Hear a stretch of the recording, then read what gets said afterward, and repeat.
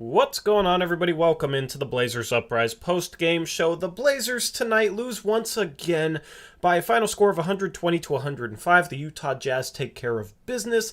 The Blazers, down multiple players due to protocols, really struggled against the only team left in the NBA that hasn't had players missing due to protocols, which is the Utah Jazz. The Blazers were outsized tonight and got outclassed in the paint. The points in the paint, we'll look at that stat when we get to the team stats, but it basically told the story of this game. This was a game with the Blazers starting Larry Nance Jr. at center, and their backup center was Reggie Perry, who flew into Portland last night. The Utah Jazz, of course, have Rudy Gobert, and we all know him well, Hassan Whiteside, and those guys had a good game today. The Blazers were able to keep this somewhat competitive. They were able to go on some stretches where they made shots to keep in touch with the Utah Jazz, but the Blazers just could not get it done defensively against the Utah Jazz. The Utah Jazz have shooters, and they have big men, and Portland couldn't take care of either of them tonight. Despite missing Donovan Mitchell, this was not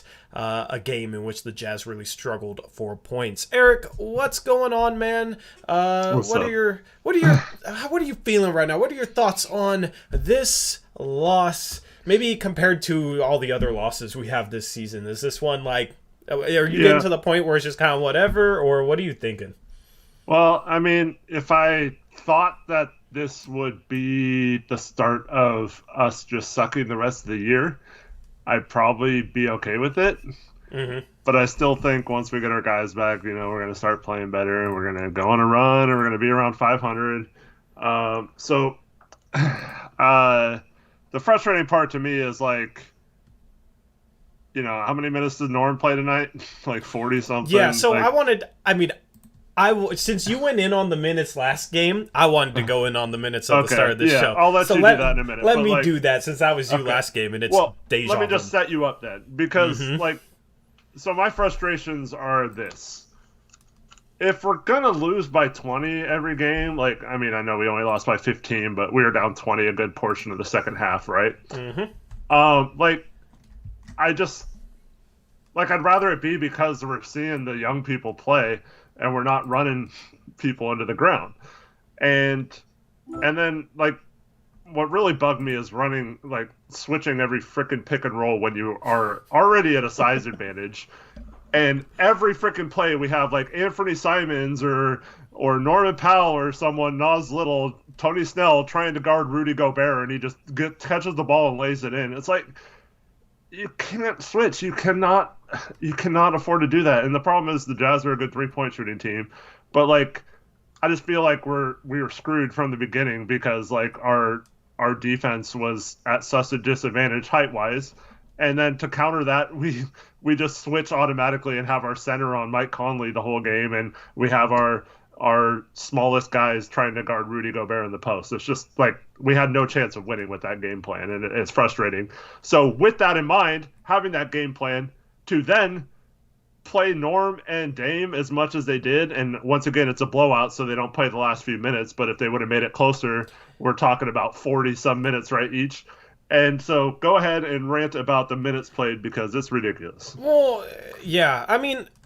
Normally you want to give players about 36 minutes per game, and then if a game's closer competitive, 37, 38's okay. And obviously if it goes into overtime, then it could get up in the 40s. But in a game where you're down double digits pretty much the entire second half, for Norman Powell to play 43 freaking minutes is absolutely negligible. I got to break out the Fire Scott Brooks hashtag today. Bro, Scott Brooks is the assistant coach, right? He's not the head coach. I don't really care about Scott Brooks, right? I don't expect him to replace Chauncey Billups for a few games and help the team improve or anything. The bare minimum that I expect of him is just not to be a complete dumbass and run his players into the freaking ground. But we saw it last game. You ranted about it. We saw it again tonight. The fact that Norman Powell played 43 minutes tonight, Eric, is just absolutely ridiculous. And he had a good game, but I knew you knew at the start of the fourth, or at least a couple minutes into the fourth, I feel like everybody knew the Blazers weren't coming back. No chance.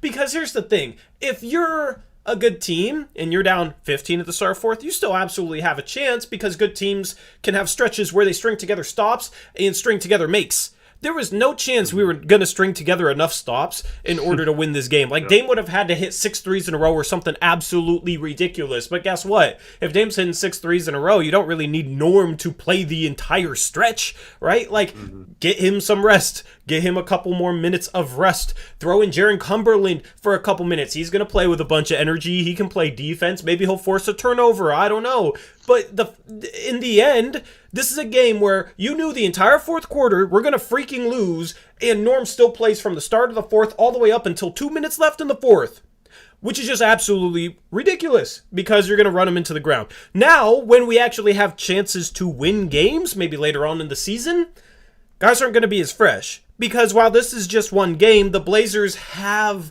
done this with Norm, with Dame, with CJ when he was healthy. They've played them too many minutes, and that adds up over the course of the season. Later on in the season, when we're healthier and maybe have some things figured out, these guys are not going to be as fresh as they should be. It also increases injury risk, all sorts of bad things can come from playing a guy like Norman Powell 43 minutes in a game. And if it was competitive, I'd still probably be complaining a little bit. But the fact that it wasn't, ridiculous. Pisses me off, man. Like, I wasn't going to get pissed off at this game. Man, I don't think it's coming out over YouTube, but you're really cutting out for me on Skype. Am I? You can only hear every other word, but I got the gist of it. Yeah. Am I cutting out? I don't know what's going on with that. Let me see if I can fix that. Am I cutting out, chat? You're fine says on YouTube. Fine. I listened to it, but on Skype, it's cutting out. I don't know. I'll look into it on Skype if you want to thank the dono. Can you hear me? Yeah, I can hear you. Yeah. Yeah, I'll try and fix it on Skype if you can thank the dono. Oh, actually, Eric, I think you're lagging. I think that's probably what it is, man. Anyway, Eric is lagged out, so we'll bring up the solo cam. Thank you, Don and J Tor, for the 100 rupee dono. Says, do we win this game if we had Nurkic available? Also, what about fans booing Whiteside at Moda? Shout out and happy birthday to Amog. Yeah, happy birthday, Amog. Thank you, Don and Jay, for the 100 rupee dono. I wouldn't say we'd win with Nurkic, but we obviously really needed Nurkic to go up against Gobert and Whiteside, so we definitely missed having him. Let me see if Eric's good to go now. Eric, you're back. It was you lagging.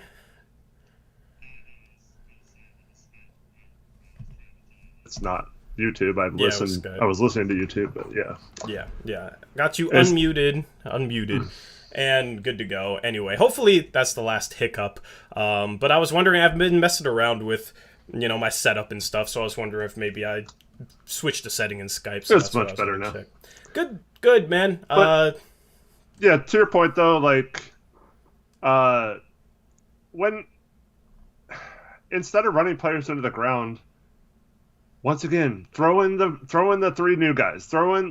Just let them play the whole fourth quarter, and who knows, maybe they go on a run, and then you can cut it to 10 or something, and you bring Dame back in, and maybe we somehow come back and win this game. But to rush him back in with 10 minutes left in the fourth quarter and to play Norm that much, it doesn't make sense, especially when in the second quarter he comes back with 9 something left in the second quarter, so we only sat out a little over 2 minutes. It's what are we doing? Why this guy just had to sit out a couple weeks ago, 10 days, because he has a nagging injury that could flare up due to usage, and we're just continually using him in a way where it's just gonna get him hurt, and it's like a freight train you see coming and you can't get out of the way.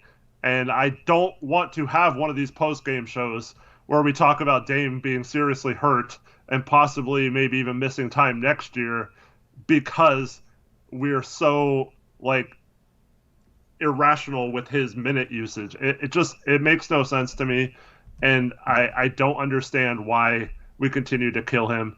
I think we should. I mean, obviously, there's 2 things at play. The coaches want to win, and they think Dame on the floor or best players on the floor accomplish that. but you have to control yourself. You have to monitor yourself, and you can't let Dame dictate, oh, if he's fine, I'm fine playing 40 minutes. Like, you have to look out what's best for your team long term. And I just don't think in this situation where we're down a bunch of guys, playing the guys we do have that many minutes is good for anyone right now. No, absolutely not, man. And I mean, I'm not going to speculate as to how it could add up, but we've seen it before. Like, this type of stuff adds up. It absolutely adds up. And it's not good, right? I'm so tired of losing games by double digits and talking about players being overplayed. I'm so tired of, like, having to lead a show with that. It's ridiculous. Because Chauncey said before the season, like, that he didn't want to overplay Dame. He wanted to get Dame more rest, right? It was a little bit of an issue last year. It's been such a prevalent issue this year, and it goes directly in the face of what Chauncey said before this season. So, like, you bring in the assistant coach to step in for Chauncey, and it's like, dude, just don't overplay your guys, right? It's like Scott Brooks doesn't care. Like, he wants so bad to get a win on his... Yeah, you know what I mean? Like, I don't know, man. And I never liked Scott Brooks as a coach, and I'm very thankful that he's not our head coach. It's just frustrating, That's the only complaint I have about him as a coach, because he's not going to be the coach for much longer, so there's no point to really focus on Scott Brooks himself. But that... combined with the other thing you touched on, Eric, which is freaking switching all game long, which is absolutely dumb. Dude, I wanted to break my TV. It's just... Dude, like, here's the thing. If you're undersized, you can't switch. That doesn't mean you should switch guards onto Gobert. Like, why if we're small, so we don't have Nurkic against Gobert, but we still have Nance. Nance has a 9-foot standing range. Like, Nance can at least be competitive, right? How is the result like, okay, well, let's switch a 6'3" guy onto him since we only have a 6'8" guy on him. It doesn't make sense. And here's the thing. I'll give Dame and Norm credit. When they got switched onto Gobert, they competed. They tried their best. The problem is they're at such a size disadvantage there that their best a lot of times is not going to be good enough. Because here's the thing. Even if they bust their ass and deny the ball from getting into Gobert in the post, if somebody else on the Utah Jazz miss a shot... how in the world are we going to get the rebound when it's Gobert standing right next to the hoop with a point guard on him? You know what's funny? I never tell you which plays are going to be in Brad's breakdown, but you always seem to mention something that... So yeah, one of my plays tonight is that very thing, is how we weren't prepared for a rebound because of an unneeded switch, and it cost us a possession because of that. Yeah, and then we switching out, and then you got Nance on a point guard, and Conley's blowing by him, and it's just like, what? Why?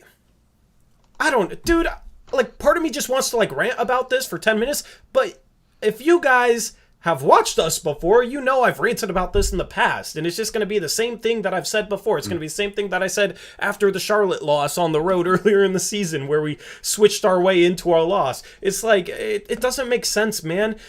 We played, like, I think 1 or 2 possessions where we didn't play zone and we didn't switch pick and rolls, and I think we got stops both those plays. But it's like the first time we get a stop where we're not switching, fighting through screens. We did like a soft show from Nance, and then he recovered. When we get a stop, it was probably our best defensive possession of the game. The next possession, we run a freaking zone. And Jordan Clarkson gets the most wide open 3 of the game, where they literally just have to pass it to him, and nobody's even around him. There's another Brant breakdown.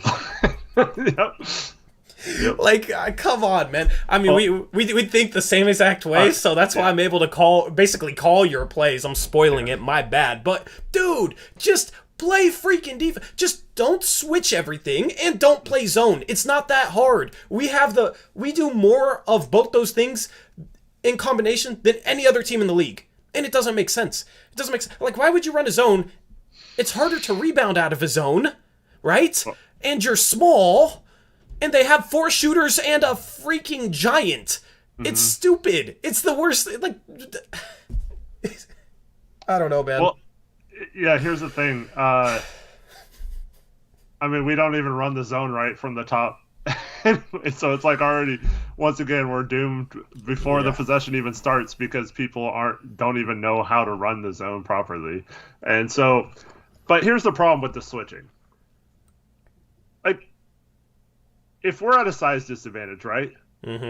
how can you combat that? Like if you were devising a game plan, what would be one of your strategies to making sure that is limited? Or if we're a smaller, quicker team, maybe how would we use that instead of like getting blown out because of their size? Here's what you do. You trap the pick and roll because you're smaller and quicker, right? You just send a second guy. The only way you're going to be able to win this game, if you're Portland, is if you're able to force turnovers, get runouts, and not let the ball get into the paint, get around the rim with one of their bigs, right? So you trap the pick and roll, or like extremely hard hedge. Not like these hedges where like we have two guys go with the ball. Yeah, not like the hedges where we have two guys kind of go with the ball, but none of them actually get into the ball, right? No, you got to pressure the hell out of the ball in the pick and roll with both pick and roll defenders, right? And then if they hit the roll man in Gobert, you have somebody just fly at Gobert and try and meet him at least 10 feet away from the rim, right? Because here's the thing. If Norm or Dame is flying at Gobert in help side and meeting Gobert 10 to 15 feet away from the rim, they have a lot better chance than if Gobert's catching the ball standing next to the rim where he just has to basically jump 5 inches off the freaking ground and dunk. So that's what you do, right? And you just, whoever the low man is, you know, you send help from the side of the floor with two off-ball guys. You send one of them to the roll man behind the trap, and then the one that's left over there fills the gap and gets the first pass out. And you just fly around, right? So if you're able to if Gobert catches the ball but is too far away from the rim and then tries to kick, try and anticipate that pass, see if you can get some steals, see if you can get some runouts. That was the only game plan in which the Blazers would have had a chance to win this game. And they did the exact opposite. They switched guards onto freaking Rudy Gobert. Yep. Well, so how, like, Rudy Gobert with those switches was getting the ball and dunking pretty much every time, right? That he got the ball in those situations. So why would you continue to do that? Like, what's the difference between trapping and maybe forcing the turnover and giving up a dunk occasionally to Rudy Gobert and not trapping and giving up a dunk to Rudy Gobert, right? Because you're not going to force any turnovers that way. You're just letting them get the dunk with ease every time. So that makes no sense to me. And this is why I get so freaking frustrated with this team. Is like, we're just so freaking stupid. Like, our game plan was dumb as heck from the beginning, and we had no chance of winning this game. And like T.O. points out in chat, he's right. Utah's a very good team. They played very well tonight. No, and I'm not like discrediting them. But like, our dumbass team just comes into this game, let's just, you know, automatically switch every pick and just let them do whatever the frick they want on offense. You know, they like to get Rudy Gobert mismatched onto a small guy. Let's just do that for them so they can just do whatever they want. And then at times, like, Rudy Gobert was open like 500 times in this game. He could have had 800 points probably, but like Utah got like bored of throwing it to him every time, and they just stopped doing it after a while. It's like, and then Hassan comes in and he does the same freaking thing, and we got dominated by Hassan freaking Whiteside. It's so pathetic, man. I just get so sick of it. It's like, what are these coaches getting paid for? Like, you really, that was the game plan coming in? Let's just play the most conservative, basic ass defense and just like not do anything to try and stop them, and like, let's just hope like Rudy Gobert misses a dunk over Anthony Simons and we get lucky somehow. Like, that was our game plan. Seriously, an NBA coaching staff devised that game plan. Like, I don't care if we're missing two of our coaches right now. It's like, this is just pathetic, man. And it makes me mad. Like, people would say like, oh, we had no chance of winning anyway. What do you care? And it's like, because this has happened for like 3 years. It doesn't matter if we have injuries. You and I, Tori, talked about that all 2 seasons ago when we had all the injuries and Nurk was out all season and everyone was like, there's nothing the coaching staff can do. They can coach a better freaking game. They can devise a better game plan than to have them switch every freaking pick and roll and to play drop scheme and conservative defense and all that stuff. Like, you can play an aggressive defense, and our defense is absolutely crap. There's no bones about it. Like, our defense is crap. It's like one of the worst defenses that I've ever seen, right? And it got no better. And it's like, we're not even trying to make it better. Like, we know we have to be aggressive. playing this lazy defense where you switch every pick and don't fight through picks, are it never works. It never works, man. And we continue to do it. I don't understand how people who are paid millions of dollars to figure this out cannot see that this doesn't work. And two schmucks on a YouTube channel can show you why it doesn't work every freaking game, and yet they do freaking nothing to fix it. It just drives me crazy, man. I mean, I think the whole fan base can see it. You remember that football league? I don't know if it's still a thing where like it was like fan controlled football and the fans would like call the plays and whatnot. Dude, I wish we could have that for this NBA team, right? Because it's just like logically, you don't even really have to know basketball. Logically, putting your smallest guy on their biggest guy isn't smart. Mm-hmm. It's like, dude, my mom doesn't watch basketball. I think my mom would be like, why would they do that? Why would they do that? It doesn't make sense. Like, I can handle, like, obviously we were outmatched in terms of the talent on the court tonight. They were healthy. We're not. Yeah. And they're a good team. So, I would have been completely fine. Just, we go down swinging. We like try and play aggressive pick and roll defense. They throw it over the top or whatever, and make the right plays and still score 120. Like, okay, fine. But it's like instead of coming out like, just swinging, like giving ourselves maybe a puncher's chance, it's like we just come out and we just lay down and let them just pummel us. Mm-hmm. That was the equivalent of our game plan tonight, and that's why I have a problem with it. It's frustrating. So. This has been a problem in numerous games this year, and this was a problem in previous seasons, so it doesn't matter who the coach is.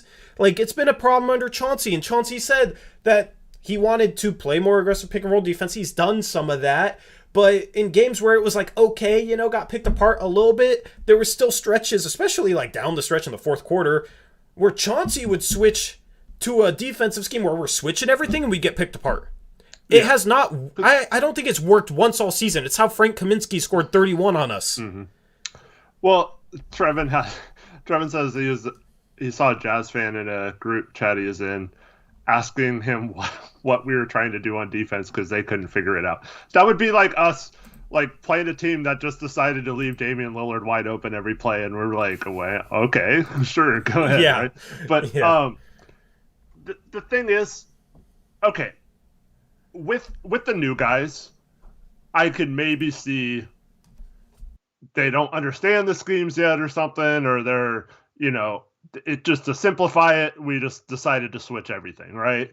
Like maybe that was the case, but like why does our starting lineup switch then too? And why do we do that like multiple times all season in situations where we shouldn't? So I can't blame it on that. If it was just this one game, I could probably isolate it and say, you know what, we were outmatched. We had all these new guys. The strategy was probably just to keep it simple and just switch all those picks so that no one got confused or whatever. But like it's been 3 seasons at least of this crap, and I don't understand how NBA players don't understand how to get through screens if that's the problem, or what if the coaching staff isn't forcing them to get through the screens, why that's continually a problem. It makes no sense to me, and I get so frustrated watching this team because they just play dumb basketball, and it drives me crazy. You watch a team like the Jazz just pick it apart with smart plays, and they have all these sets in their offense that are like so pretty to watch, and they move the ball and all that stuff, and they take good shots, and it's like, once again, why can't we play like that? I don't get it. Yeah. James Hatch says, I listened to the Jazz broadcasters, and they were wondering what we were doing. So it's not just us. It's not just schmucks, But I'm not even... That's not even an excuse to switch having those 10-day guys in here, because basic help side principles behind a pick and roll scheme is something that you learn in high school, in college. By the time you're in the NBA, you should know how to rotate on defense. It's actually a very basic thing. I know that this Blazers team makes it look like it's not a basic thing, but it's a very basic thing. So you play aggressive on the pick and roll, all right, and then say the help guy is on the side of the floor with 2 offensive players, and he's whoever is closest to the baseline. Mm-hmm. Low guy helps. Top guy fills. Yep. That's extremely simple. Top guy gets first pass, helper on a kick out, gets out to the second guy. That's an extremely simple thing. And it pisses me off, Eric, because, like, I know how to do it. You would know how to do it. Now, neither of us are anywhere near quick enough to get out in time. Like, we get absolutely burnt. But it's not something where you should be simplifying things because you have guys on 10-day contracts from the G League, right? Because we can sit here and explain exactly where the help should be in that sort of scheme. Exactly where the help needs to come, when it needs to come. They need to pressure the ball, the nuances. We sit here and explain it, and shoot, probably half our chat by now knows where the help is supposed to come from because we have your breakdowns, and we've actually showed it. It's not a hard concept to grasp, and I would bet that every 10-day contract guy knows how to play basic help side defense. So if that's the reason, I'm just at a loss for words, man. Like, it doesn't make any sense, and there's no excuse for it for me. There's no point. There's no point to just switch everything, right? If you play aggressive defense, and then if guys start screwing up, at least you're trying to do something that gives you a chance instead of just settling for something that gives you absolutely no chance. Yep, and every time we talk about this, we get people asking, like, well, maybe could it be the players are uncoachable or whatever? Like, this is multiple rosters, multiple players, multiple like something is wrong with when it comes to Portland, and this is not a case of like a Robert Covington or someone like they don't know how to do it. Like Trevor Ariza comes in here and he was like really good at getting through screens. So was Norm. Yeah, Norm was good when he first got here. Like, this isn't a case of, like, players not being able to do it. Because, like, the scheme was to switch. That was what was going on. If it wasn't, you would see the players at least try to fight through the screen first. And if they get caught up, then they yell for the switch, and then they have to switch. And that's going to happen. Throughout the game, you're going to have to switch occasionally.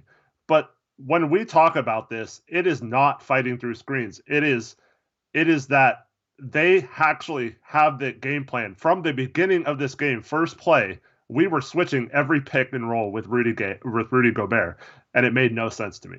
And that's not personnel or roster or anything like that. And I'm not saying that the roster is not the problem or whatever. I'm just saying like that's not something. That's a game plan problem. That's not this person can't get through a screen. Well, like, let him die or like let us lose because that person's getting caught up on the screen and not fighting over fast enough, not because we're automatically switching before even giving them a chance to fight through the screen. Yeah, and I mean, we can't change the roster mid-game. Like, I'm not sitting here excusing the roster with any of this whatsoever. But on a game-by-game basis, what can you control? You can control your game plan. Right? Like, there's a lot of teams in the NBA that probably aren't trying to make trades right now. You know what I mean? Trades don't really happen in December. I've explained this to you guys. Everybody was waiting for December 15th because free agents became trade eligible and people thought there was going to be trades, even though there's never really trades in December. So we're not in a position where we could just automatically change our roster. We're down players, so this isn't an excuse for anything. Like, that doesn't excuse us deciding to switch everything. Like, it's two separate things. And that was the thing in previous years is, like, if we were down players, it was, what is Terry Stotts supposed to do? We're missing this guy and this guy and this guy. And it was like, well, he's supposed to come up with the best game plan for the players that he has. And tonight, we didn't come up with the best game plan for the players that we had. It was a horrible game plan. So, that's what it comes down to. I'll have your breakdown ready in a minute. And the thing is, like, we've talked about this before, and we talked about it at the beginning of the show. You have to be aggressive if you have poor defenders. Chauncey said that before the season. You have to be aggressive. You have to be scrappy. You can't just sit back and let the other team dictate their tempo and what they want to do. And I haven't seen it this year. I don't know. I don't know what it is. If like, I mean, obviously Chauncey wasn't there the last two games, but I mean, he obviously was probably involved in the game plans a little bit, and it's just, and yeah, I know they're outmatched, but like we have not seen this scrappy defense all year that he said we needed to play, and like you mentioned, we do come up more on the pick and roll, but it's still not like people think we're like the most aggressive team in the NBA, and if you look at shows with traps, like it kind of is misleading. But if you just looked at traps, it would be like the complete opposite. And I don't understand why we know we suck on defense. Like why we just let us suck on defense. It's like we don't even try to make us not suck. It just I don't know. I don't know. Yeah, doesn't make sense. Thank you to JM1231 for the $5 donation. They say, I love the Blazers, been a fan forever, but I've been tuning in less and less. I am a grad student with limited time. They do not make it worthwhile. Yeah, well, I mean, I can't say I blame them, but I appreciate you tuning into our streams. That's what I was going to say. Like if you have limited time, tune into our streams, and we'll give you the full lowdown on all the dumb crap we do during the course of the game. Appreciate you, JM.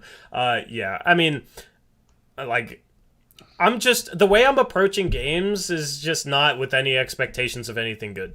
You know what I mean? It's just like, let's, enjoy the fact that, like, it's simple things like, let's enjoy the fact that we still have Damian Lillard in a Blazer uniform, you know what I mean? And we get to watch him, right? Because I'll sit there and think about when Dame's, like, retiring, how sad it'll be, you know what I mean, to not be able to watch him play anymore. So I just kind of savor the fact that, okay, he's still in his prime. He's been playing well lately. I get to enjoy that. Despite everything else being crappy, that's fun, and then seeing some guys get NBA minutes for the first time in their careers. It's like little positive things like that I enjoy. Long term, obviously, if this keeps going, like, it sucks. But I've said this, and I said this on last stream, and I'll say it again. Like, there's a silver lining to every scenario, or pretty much every scenario, for this season. If we suck, we probably get a good draft pick and a ton of roster change, right? We've covered the draft and never actually been really able to get into the draft because we've traded our picks and or like not had a real high draft pick. So we'd be able to do that for the first time, and you guys would get all the roster change that you want. Or if we go on a run and start winning a bunch of games, that's always fun. So that's how I'm approaching games. Is just like whatever happens, happens. In the end, there will be something to look forward to in terms of the coverage, in terms of being a fan. So that's kind of the mindset that's getting me through all this struggle. Yeah, so in theory, I 100% agree with what you're saying. The problem is, and we've seen this in previous seasons with the Blazers, they don't pick a lane. And then they do both of them kind of half. So then we'll end up not really making a run or having a chance to win a playoff series, but we'll also lose our pick then, and it'll be frustrating. Yeah, but Olshay's gone. Yes, that's true. But, like, so yeah, there is hope. And like we've talked about before, like, Cronin pretty much has to make a move if he wants to keep the job, I think. So, but this is my problem, okay? Let's say, I mean, the Blazers would never admit this, right? But let's just say we had a bad defensive game plan on purpose, maybe. Like we're maybe not trying to win these games, which I would also be fine with. I'm cool with that. But then don't run Dame and Norman in the ground. Yeah. Like let the young guys play. Let's see if we can find a diamond in the rough. Mm-hmm. Let's see if we can develop some people and show something. Like that's my problem. It's like I'm fine with like losing and getting your butts kicked by the Jazz if it's not, one, because like we had no chance from the beginning, and two, it's because we're trying to develop players. But like trying to play our starters, or most of them, major minutes, and having a bad game plan, but kind of it's like that thing I'm talking about, like it's kind of half in, half not. I just wish they would go either all in and actually play better and have good game plans or whatever, or just give up and just tank the season so we could talk about adding a true difference maker potentially. Yeah, yeah, agreed. You ready to get into your breakdown? Yes, let's go. Alrighty, Brains Breakdown. Play number 1. What do we got here? All right, so this is one of those plays where we have it set up to where we're pretty good position. Obviously, we're undersized, but Reggie Perry comes in the game and just auto switches every pick. Like I said, it's probably by design. But as we go to the second slide, Gobert's going to set a pick for Conley. And Conley wasn't really looking to shoot in the first half at all. I think he took like 1-3 in the first half. So, yeah, we have Gobert's going to set a pick here. I feel like Simons doesn't have to switch, but in the third slide, we see that let me make sure it's loaded all the way. Reggie Perry switches on to Conley, and now Conley immediately passes, right after the screen. And there's multiple things wrong with this. One, Simons went from being in front of the screen because Rudy Gobert was setting the screen on the backside. So this is why it was an automatic switch, and I know he didn't try to fight through it, is because in the second slide, he's in front of Gobert, and then in this slide, he ends up behind him, and Perry switched out onto him.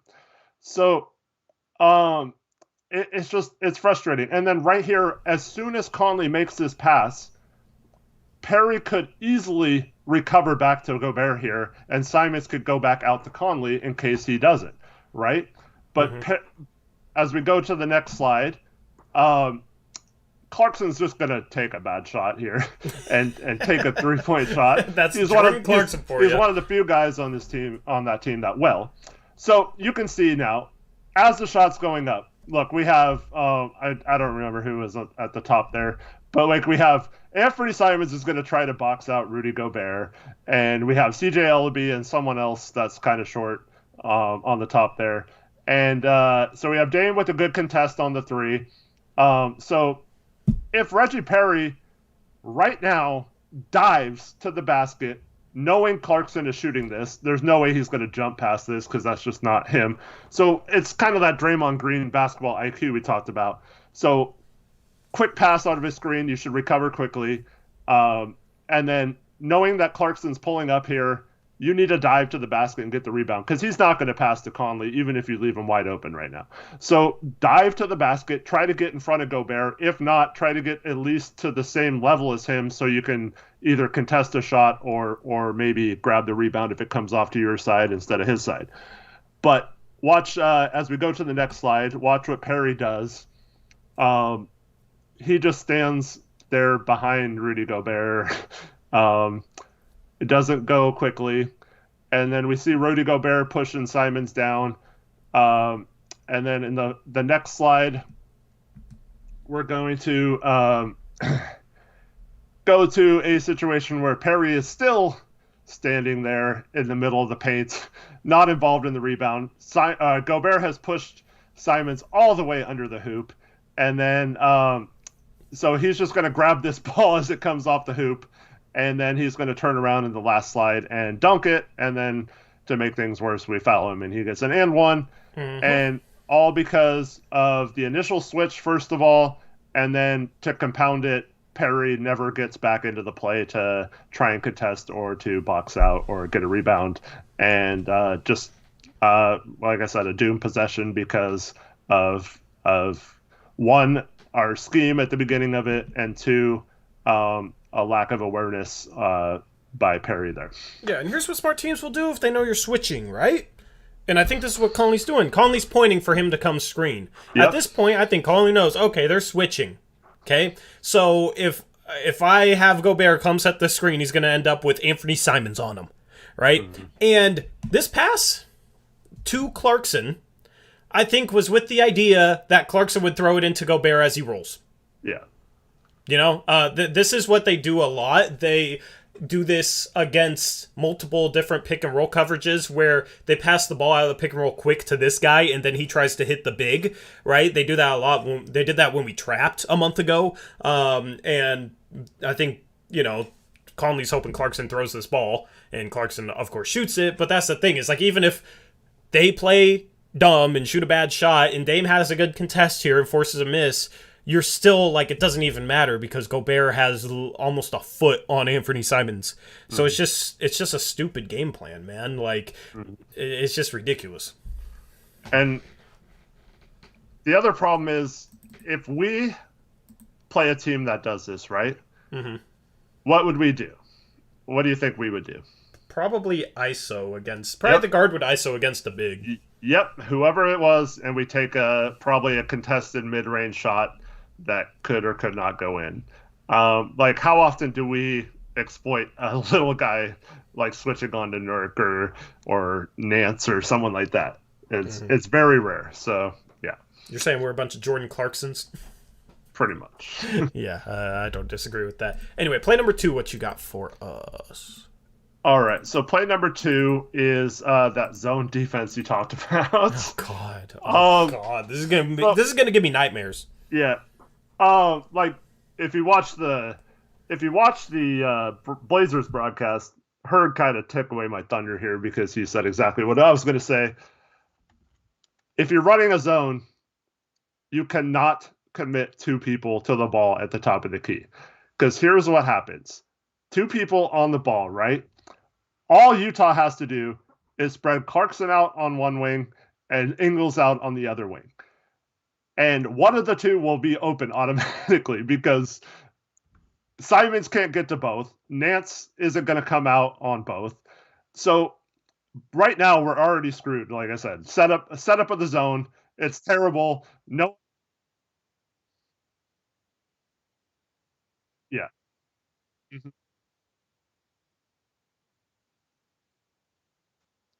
Yeah. And well, offensive 3 seconds is too, but but they. Mhm. Right. So they could just lob it to Gobert here too. So yeah, it's like, I mean, we have no chance in this stuff. Yeah.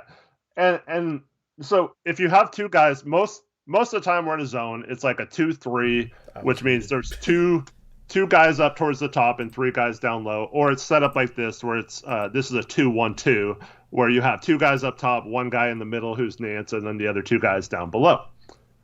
Yeah. Muted? I was muted. It's all good. Okay. But Gobert's an option. Basically, that's all I said, is they can throw it to Gobert. They got Norm is the closest guy to him. So you got Clarkson is going to be wide open. Ingles is going to be wide open. Or you can throw it to your 7-2 center with a guard on him right underneath the rim. Basically, pick your poison. That was the point I made. So yeah. And so this is the thing. If you're going to play zone, you have to play it right. You cannot like make these mistakes. And so we commit 2 to the ball, and they have 2 shooters on the sides. And then so as we go to the next slide, it's just really simple basketball. So we see Simon still kind of up. He doesn't hustle back. Nance is kind of confused whether he should like go out on Ingles or if he should stay where he is. And then as soon as Simons kind of shifts over to the left side towards Ingles, that automatically means Clarkson is wide open. And all Conley has to do is make one simple pass. And in the last slide, we see that Clarkson gets a wide open 3. Just because our zone was, like, stupid. And it pissed me off because it's like there was a timeout 2 plays before this after we switched like crazy, right? And we switched to... I think it was like it was kind of in between a soft and a hard show with the big man, but we weren't switching and it wasn't a zone. The big man came up and helped, but we fought through screens and it worked. And it was like, okay, yay, we made a good adjustment out of the timeout. And then the second possession, we do this. Like, just ridiculous. Yep. So, anyway, yeah, that wasn't Eric cutting out. That was me talking while muted, unfortunately. I got like a new stream interface, and I've been muting myself a little bit more when I click things and type in all that good stuff, just to make the audio a little bit better. But, you know, I forgot to unmute. So, my bad. I'll take the fall on that one. Did he made this shot, right? Yeah, he made it, yeah. Yeah, it was the only shot he made, like, I think it was probably the only 3 he made. He was not good for them today. He ended up shooting... he was 8 for 16 from the field. He was good inside the arc. He was 2 for 7 from 3. Took some bad threes, but had a better stat line than I thought he did. But yeah, you can't give wide open threes like this to Jordan Clarkson, Joe Ingles, any of their guys. Like, this zone makes no sense. Like that, and that's what I said earlier in the show, because you can throw it to Gobert, and Nance has to be out of the key, so it's hard for Nance to stay on. Well, you can be in the key defensively if you're close enough to a big man, but a lot of times in the NBA, that big guy has to play around the foul line area and kind of like help out with certain situations. So it's hard for Nance to stay on Gobert, and it's hard to cover their shooters. And then we make a cardinal sin of committing 2 to the ball at the top of the key in a 2-3 zone. It's just real all around bad. I mean, it's very basic stuff. And you could obviously see, even if you don't realize they're playing zone, you could see, oh yeah, they really screwed up based on the shot that Clarkson got here. And also, like, so Ellaby has no chance of, he has to guard 2 people basically. And even if he does, let's say he is like the quickest person ever and somehow got to Clarkson contesting the shot or like making him pass back, all Clarkson would have to do then is pass back to Conley, and Simons is probably stuck right here to where he wouldn't get there in time because he's not aware of where he's supposed to rotate to. And then as someone pointed out in chat, like, or Aeromancer, this is the problem also with the zone against the smart team, is you have a guy like Norm who's basically not guarding anyone for half this play and has no impact on the play at all. And we just like, we're basically putting him in a position where he's not guarding anyone and leaving someone open. Is, as Antonio puts, embarrassing. I agree with that. Yep. Anyway, what you got for play number 3? So I wanted to include a positive one just to kind of illustrate something that we always talk about, but this is in actual picture form so we can explain it a little better. So the last play is the beautiful pass by Anthony Simons to Damian Lillard on a back cut. And so we have this play setting up, Dame to play off ball, right? He doesn't like it. He doesn't like getting open lay-ins like this, right? So we have Simons is going to dribble the ball up, and 99% of the time, I think this is Reggie Perry again, is just going to set the ball away from the ball screen for Damian Lillard, and he's going to come up to the top, and he's going to get the ball from Simons, and then he's going to get another screen, and that's just totally predictable offense, right? So as we go to the next slide, we have it set up here where they're setting the play up exactly like I explained it. McGriff's going to do a good job of clearing this side, which is important because it takes Clarkson out. And then, so Whiteside and Conley, as you go, the next slide is one just like a second later, so you can go to that one.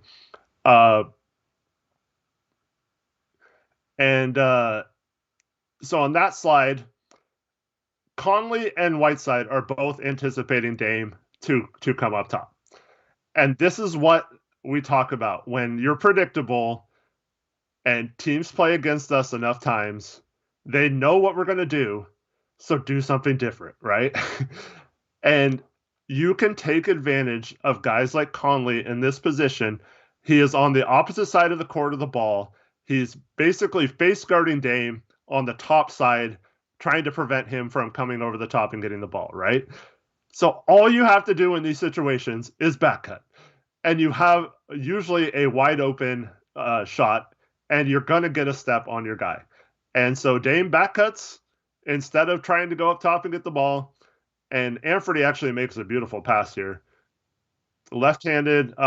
So that leads me to believe, since he was ready for it, it was probably maybe something they had talked about or made some sort of communication about doing next time down the court. And you can see Conley almost has to grab him because as he sees him goes by him, we saw Conley with a couple off-ball fouls on Dame, getting him free throws or the penalty earlier in the game. So, yeah, it's just a great play. And then Anthony with a perfect pass that was on the money, and Dame easily lays it in for two. And I just don't understand why we don't have more motion like this. Why most of the time we just have to, oh, Dame's got to come get the ball, or Dame has to Yeah. dribble the ball up the court, you know? So I just wanted to highlight that this is one of those plays where less predictable offense like this would lead to Dame getting more open next time, because the next time down the court, Conley's going to be like, oh crap, I got beat backdoor for an easy lay-in. I can't play him quite so much off the top. And then maybe Perry gets a little bit better screen on him because he's not quite overplaying him. And then maybe Dame gets an open three because of it. Or maybe Whiteside has to come out and then Perry gets an open dunk or something because he rolled well. So yeah, it's just it doesn't make sense to me why we don't have more creative options in our offenses. Yeah, and I mean our offense overall is just it's so basic, dude. It's so elementary, man. And we just have no idea how to freelance. Like when we're not in a set and we're not going to run as many sets with guys on the court who have only been with the team for a couple of days. So I'm not expecting them to run, 20 different plays a game with Reggie Perry in the game and Cameron McGriff in the game. But I mean, I've said this on previous streams. You just gotta know how to freelance. Set off ball screens, set a random back screen, make a random cut. When you pass, screen away, passing cut, right? That sort of stuff. That's basic. Like, we are so far away from doing fundamental things as a team, and it's so disappointing because I was looking forward to us doing that type of stuff this year, right? Yep. Because it's stuff that any team should be able to do, because it's stuff you learn very early on, and you're not physically incapable of setting an off-ball screen or cutting to the rim or that sort of stuff. But for whatever reason, it's like anytime we're not in a set, dude, it's just four guys just standing there staring at the ball. And then like, oh, I should go set a pick and roll, right? Or if it's like Larry Nance has the ball, or Reggie Perry has the ball, or Yusuf Nurkic has the ball, or anyone, a big man with the ball at the top of the key, everybody else is standing around just kind of looking at them. So they're not one-on-one players. Through the ball. Yeah, they're not one-on-one players. So it's like, okay, well, I got to go hand it to a guard so that he can go do something, right? And Dame will come and run off a handoff. Like, it's so bad. And like, you can, if you have guys that know how to freelance, you can bring in guys on 10-day contracts, and they should be able to at least do some of that. I saw Cameron McGriff trying to set like a flare screen at a freelance for Dame, but like Dame wasn't really like looking for it. Dame was just kind of like casually watching the ball, like not really paying attention. You know what I mean? So it's our offense is a joke. Our offense is a joke, and it's fine when you have good ISO players. In the regular season, it's fine. In the playoffs, it doesn't work. But in the regular season, it's fine if you have a CJ McCollum. It's fine if you have a Dame. The problem is we don't have a CJ McCollum right now, and our offense has not been good. And that's with Dame playing well, and Norm shot the ball well today. So that's the problem. And the thing is, like, the expectations were that we were going to start doing these things because that's what the coaching staff told us we were going to see.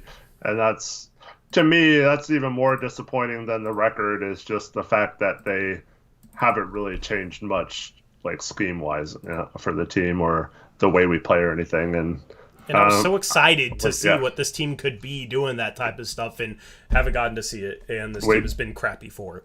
And we know it doesn't work, and it's not going to work this year. It's not going to work next year if we keep doing it. Like, it will not work. So, yeah, I mean, we can hang around 500 or, make a run if Dame or CJ gets hot. But like you said, we don't have CJ right now. Dame has actually been pretty good over the last, 5 or 6 games. So that hasn't really mattered that much. Yeah. Let's look at the team. Mm-hmm.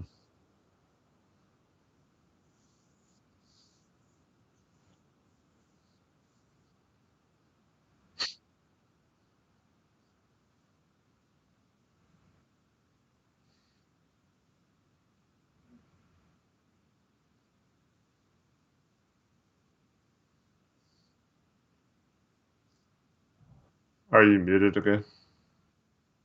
Oh, Aeromancer said you were. Jeez, Aeromancer.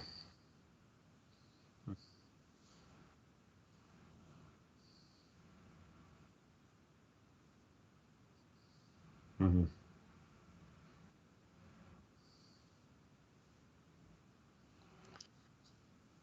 You are muted.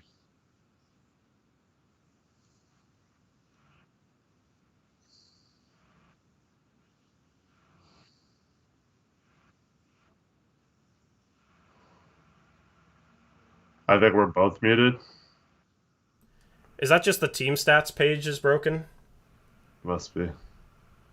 He's not on this scene, I I'm not guess. muted at all in my software, man. So I don't know if my software is glitching. I promise you it's not me. Oh, they could hear me. Yeah. I don't know. I don't know what's going on, man. I don't know what's going on with the software. Because. So basically, with my software. Can y'all hear me now? Now I'm good. So basically in my software, I have like an audio mixer, right? And I have different audio bars. So I have one for Eric and I have one for me. And they basically go up and down when our mic's going through. Okay, so when Eric's talking, his bar goes up and down. You know, you guys have seen audio bars, right? My audio bar is going up and down on both slides. So it says my mic's coming through. So I don't know why you guys can't hear me. But yeah, I don't know. Let's try.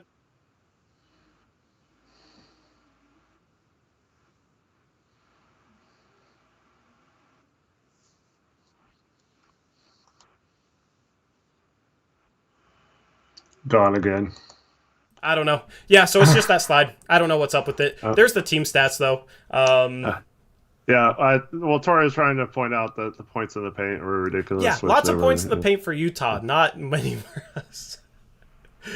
But yeah, I don't... That's a first, so that scene is broken. I'll try and figure that out after the stream. Or I can just put the picture on this scene. Let me just load it up here, actually.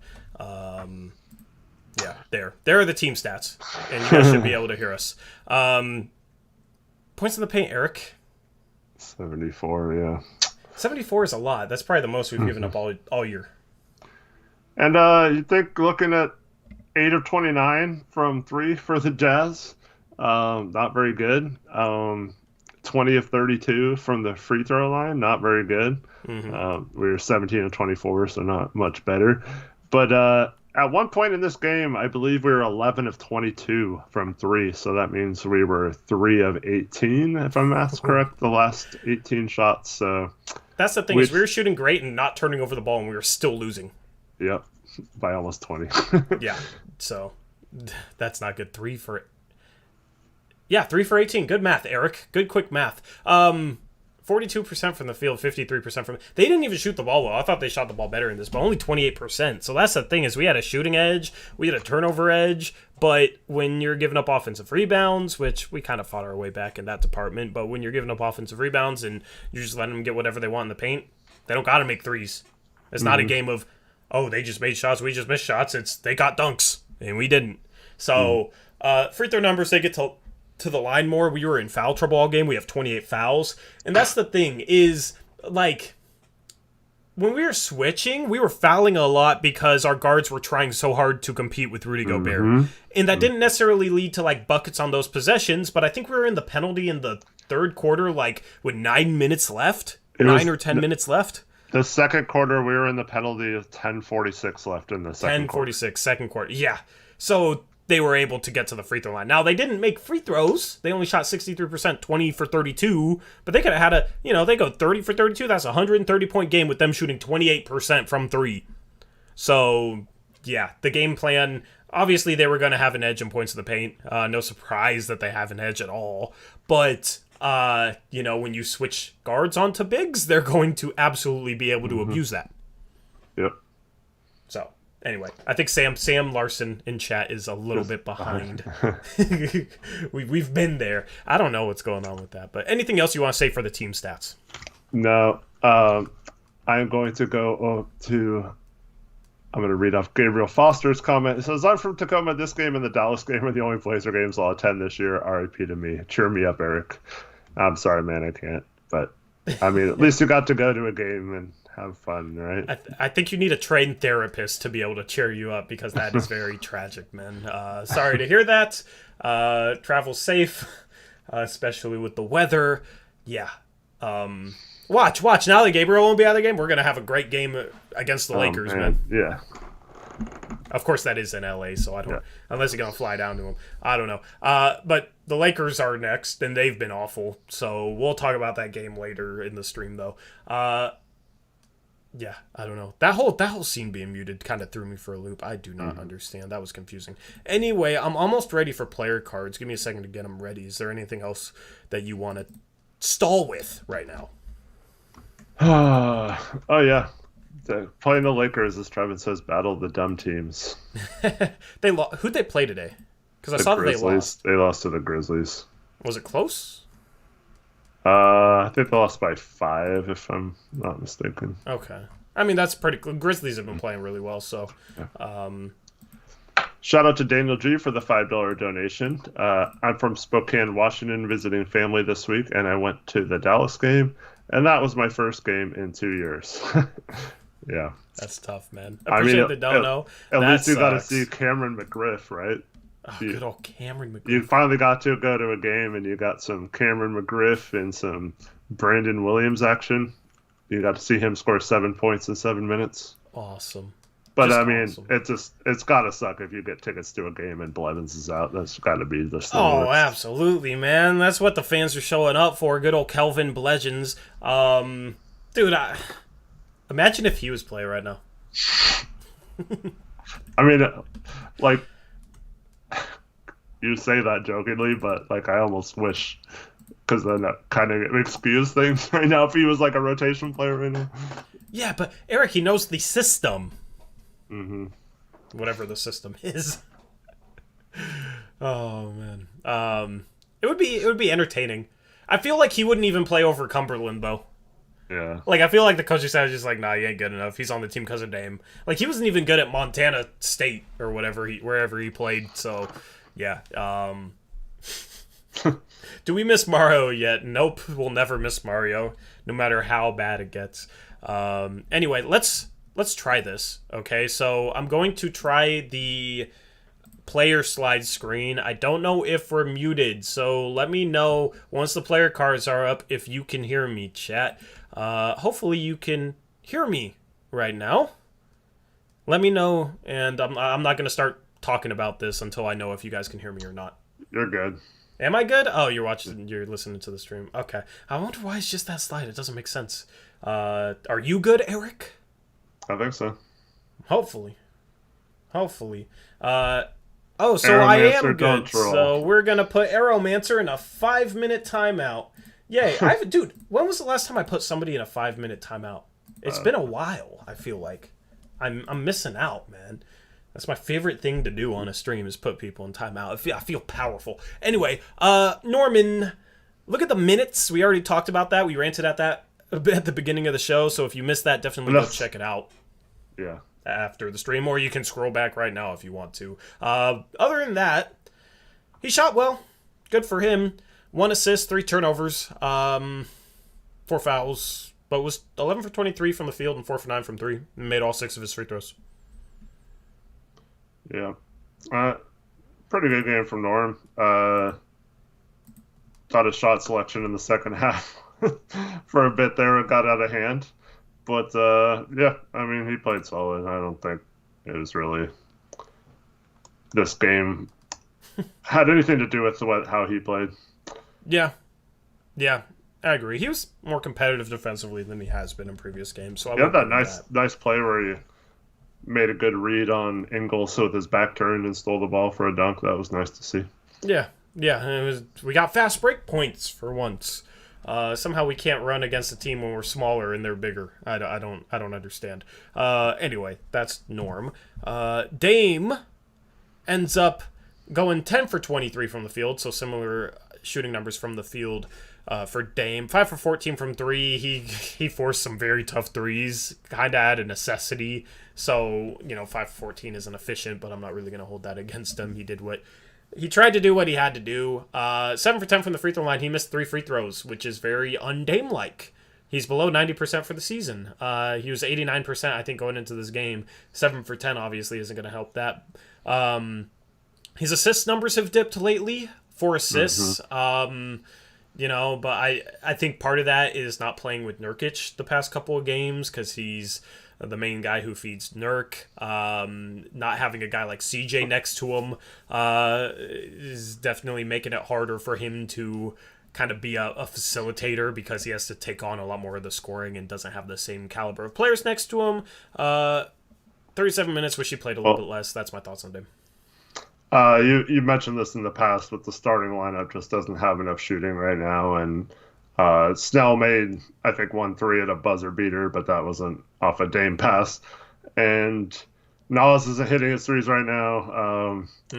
They're covering Norm as the one primary shooter on Dame drives, and Nance isn't really a threat to shoot many threes, so he doesn't really have, when he drives, he has nowhere to really kick it out to for an open three, and when we do get an open three, they're not really going in very often, and he doesn't have a big man to score inside with ease, so it's hard for him to get his facilitating stats, and that's why he's having to force some threes. I don't like some of those forced threes, but I mean, what are we going to do otherwise? I mean, it's not like we have a great offensive game plan anyway. Yep. And this is one of my concerns with adding Ben Simmons, because you're basically adding Ben Simmons to this offense. Maybe throw in a Robert Covington and a Yusuf Nurkic, but those aren't guys that are going to make a huge impact, and Nurkic isn't really a shooter, so you have even less shooting on the floor if you add Simmons and Nurkic to this. So that's been one of my concerns with a Ben Simmons trade.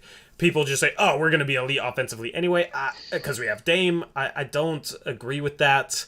The offense has been pretty rough, and I think it's Dame's been making shots, but it's just not, you can't carry the team without somebody else to step up as the number 2 and without a solid number 3. Norm stepped up as the number 2 tonight, but outside of that, they didn't really have a third guy to really make things happen offensively, so that is the one thing that's missed without having the 3-guard lineup of Dame, CJ, Norm.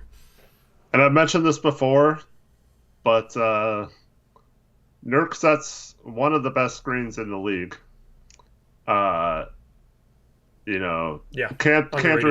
Cantor set great screens.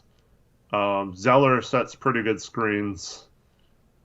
Nance, he's okay, but I think we're seeing Dame's just not getting that same separation from his defender that he normally gets on those picks, and we're having to do it multiple times. I mean, we do have to do it multiple times even when we have our other guys healthy, but it just seems like we're waiting around for Nance to come up way more than usual. And that's, we keep trying to do it, and he's just not getting clean picks on the defenders. So that's another reason why I like Nurk is he is one of the best in the league at freeing Dame up on those screens. Yeah, absolutely agreed. Let's move on to Larry Nance Jr. Almost had a triple-double today. 14 points, 9 rebounds, 9 assists, 3 steals. I thought he was very solid today. 5 fouls. He's going up against Gobert. I kind of expect that. He hit a 3. He started off the game missing 2 shots. It was a bad start to the game for him, but, kind of, I don't know. He's just all around solid. 9 assists. I've wanted to use him more as a playmaker this year, and without CJ, without Nurkic, it was nice to see him have a game where he's making things happen. He had a kick out, a 3 to Dame on a 2-on-1 fast break. I don't really remember a lot of his assists, so I don't know if you remember them better than me, but overall, just nice to see a stat line like this for Larry. I think he threw it to Snell when he got that 3-pointer. Was think that he had Larry, the buzzer beater? That was a guard. That was Dame. It was Norm, I think, actually. Or Norm, yeah. But he had one where Snell threw it out to him off a rebound that saved the ball out of bounds, and then Nance kicked it out to Norm, who hit a 3 off an offensive rebound. His best pass of the night was very early in this game to Nas, cutting down the middle, and Nas traveled. Yeah. Got scared to Gobert, but dude, we were weird at the start of this game. Yeah. I don't really remember a lot of them. Just kind of happened within the course of the game, but he was very solid. I'd like to the problem is I don't know how good you can be with Nance as your third best player. Yeah, not good. He's a role guy. He's a glue guy. Yeah. You don't want him to be your third best player. He would, dude, like, he would look great in Golden State.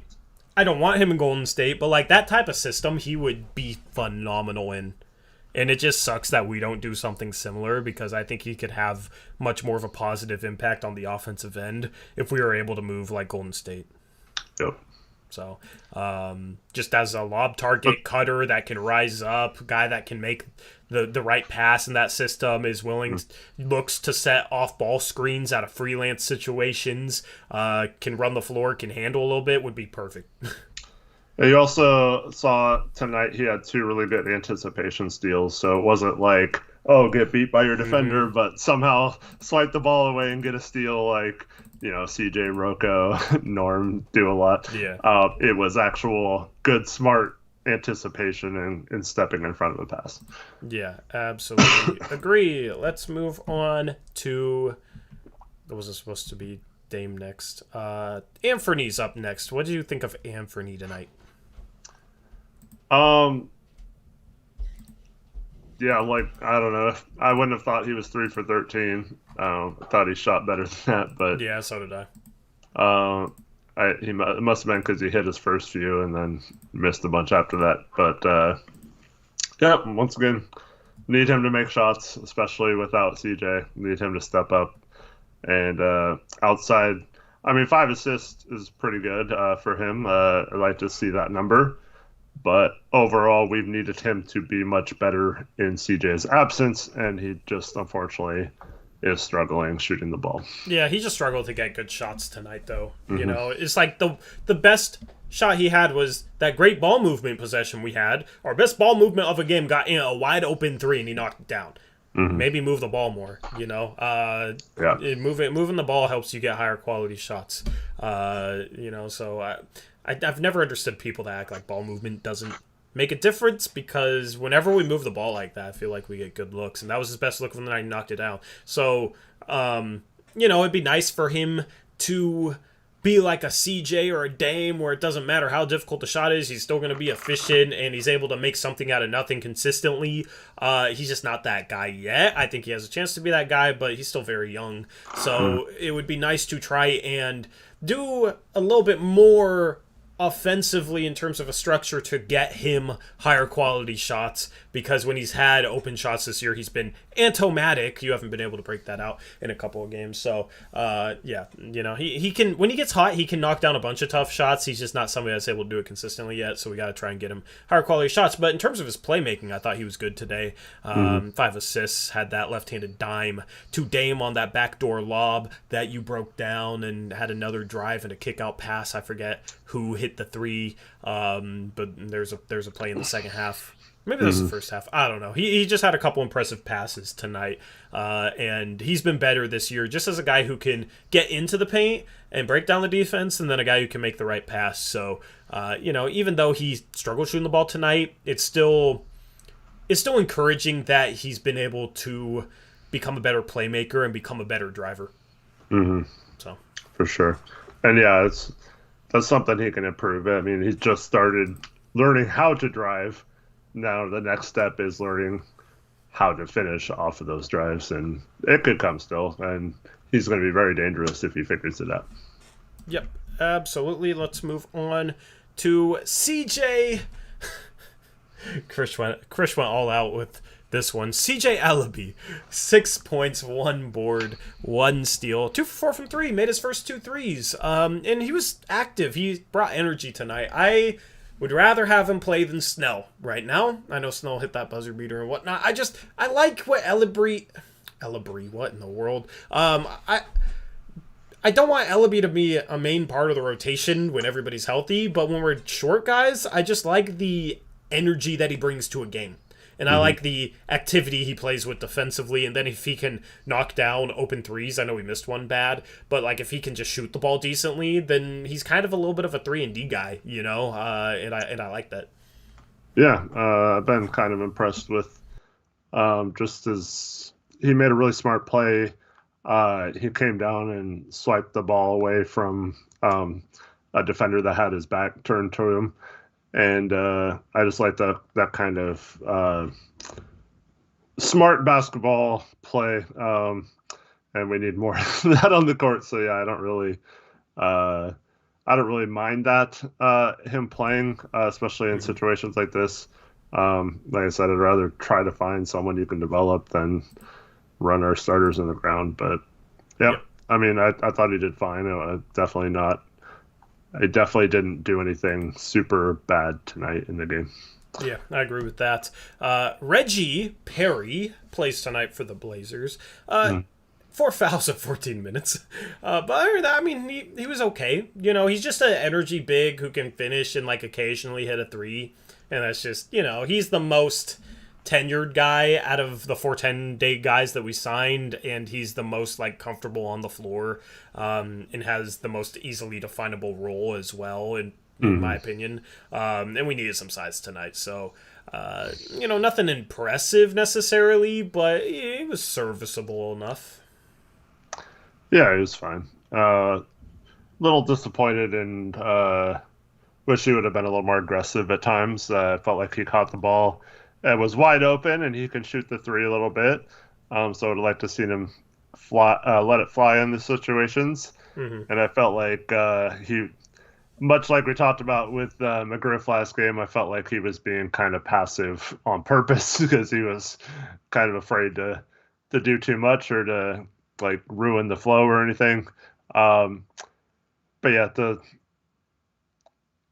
once again, I think it was the scheme, so I'm not going to blame Perry, but it was mostly Perry when he was in the game, just automatically switching and being on a guard, and I was just getting so frustrated that he wasn't recovering back. Yeah, I mean, I agree with that. We ranted about that at the start of the stream, in case you're just tuning in now. We go over team-based stuff first, and then Eric does the breakdowns, and then we do player cards. And on January 3rd, we're going to be adding a segment. I'm not going to tell you what. All right, just tune in on January 3rd for the post-game show about an hour in. We're going to add something cool to the flow that we have for post-game shows. Next up, we got Cam 50-inch vert McGriff.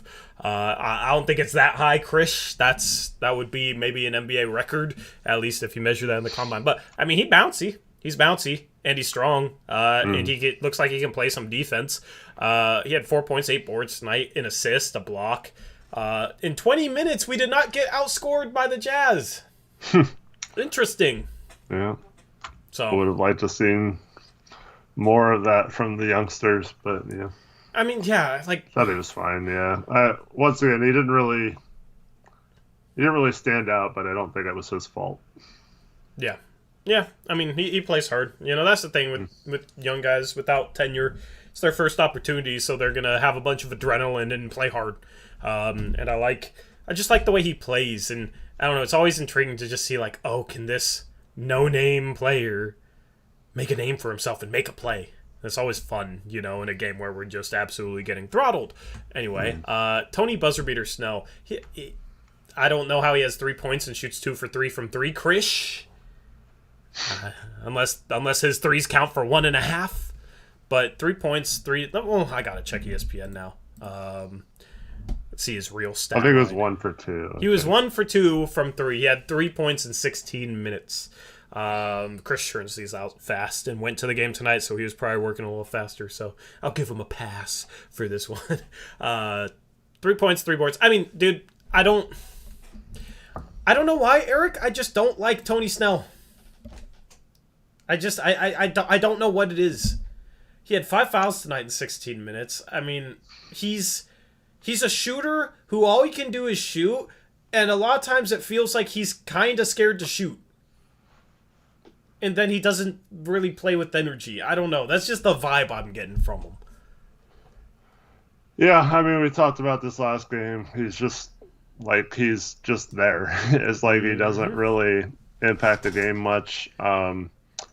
We just don't have enough for a guy who's just there. It's fine if you have 4 really good players around him, and he's just solid doing his job and letting those other people flourish. Exactly. But when we don't have the players flourishing and he's part of our starting lineup, it's just not a good combination, I don't think. And once again, I'd rather just play people who actually have a chance of contributing down the line in that situation versus someone who we know is just going to kind of run around. Yep.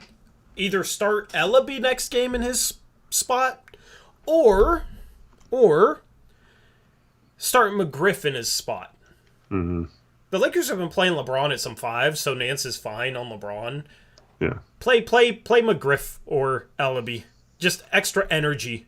And I don't know, like Snow hit that buzzer beater, but it's like, oh wow, the 1-3 he has to shoot, he knocks down, but like he has not shot the 3 ball well this year. I don't know. So I feel like I would rather have more of an energy guy in there right now because we just need somebody who can scrap and create turnovers defensively and that sort of thing, and that's not Tony Snow. So anyway, and I mean, honestly, I think, it doesn't really help our cap situation unless we make another move. But Snell might be a kind of guy you can get a second round pick for or something at the deadline. I strongly think we should go for that. Oh, if we can, absolutely. Mm-hmm. Absolutely. I would love that. Anyway, let's move on to Nasir Little. 2 points in 23 minutes, 2 blocks. After a big offensive game last game, but a game where he really struggled defensively off the ball, he was basically a complete non-factor tonight. Yeah, his one basket was a cool dunk. He only took 2 other shots, which were both threes that he missed. Yeah. I actually thought at one point, especially in the first half, he was doing a really good job of defensive rebounding against Gobert. But yeah, kind of a non-factor tonight, which is disappointing. Yep, agreed. Reese says Snell for Damian Jones. I kind of like the idea of that. Probably Kings wouldn't do it though, but we definitely could use a center right now instead of Tony Snell. But yeah, Nas is going to be inconsistent. He just has to try and be more consistent defensively. I expect more consistency on that end than on the offensive end. So I wasn't really watching him as heavily tonight defensively, and a big part of that was because we were just switching anyway, and they were dumping it off to their big or just attacking with the guard on Nance or Perry or Snell or whoever. So I didn't really focus on that. But overall, long term, I'm going to continue to try and focus on his off-ball defense because that's something that he still needs to really improve on. Shout out to Mills Woes, $5 dono. He says, with the new protocols, will we get anyone back next game, you think? What's the deal with that, Eric? I saw maybe we can get Watford back next game.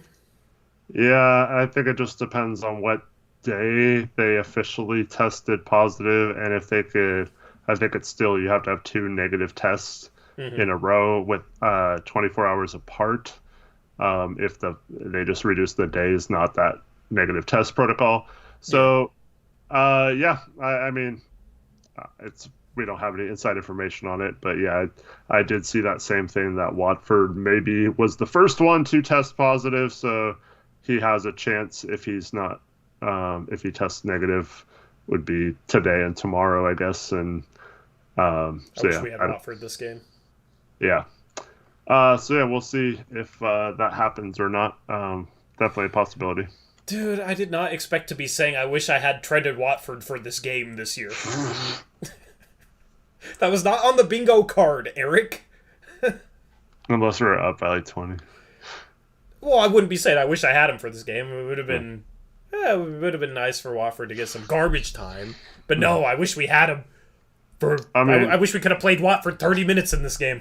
We had Greg Brown and we didn't play him for the last 3 minutes. Yeah, Greg Brown's like the high up, like the boomer bust, long term has some upside. Watford's more like he has a higher floor, lower ceiling type guy. So I think that's why Watford's kind of more NBA ready. And Watford played 2 years in college. Brown only played 1. That's also part of it. But Watford was real nice in college, man. Watford was impressive. Watford in college, handled the ball all the time. He handled the ball and would create from the perimeter and would shoot, pull-up threes. After watching him, I need to go back. Because I watched him in college.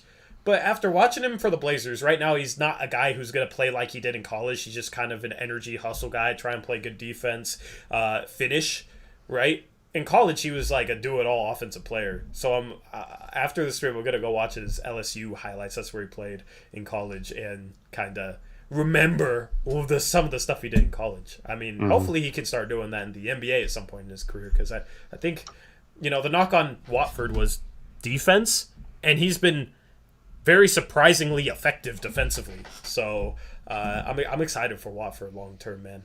Hopefully we get him back for that Lakers game. We'll talk about that in a second. Let's move on to... Oh, that was the last player card. Anyway, all right. That is all the players. Anything else you want to talk about before we go around the NBA? Not really. All right, let's go around the NBA. Hopefully my mic is working. Let me know if it's working. If not, just scream muted at me like always. You're good. Okay. Yeah, there isn't much delay between when we're live. There's like a 3-second delay between when we're live and when you guys see us. So I always try and keep that delay as low as possible. Anyway, the Hornets beat the Indiana Pacers 116-108. The Hornets led by 35 from Terry Rozier. He had a big game.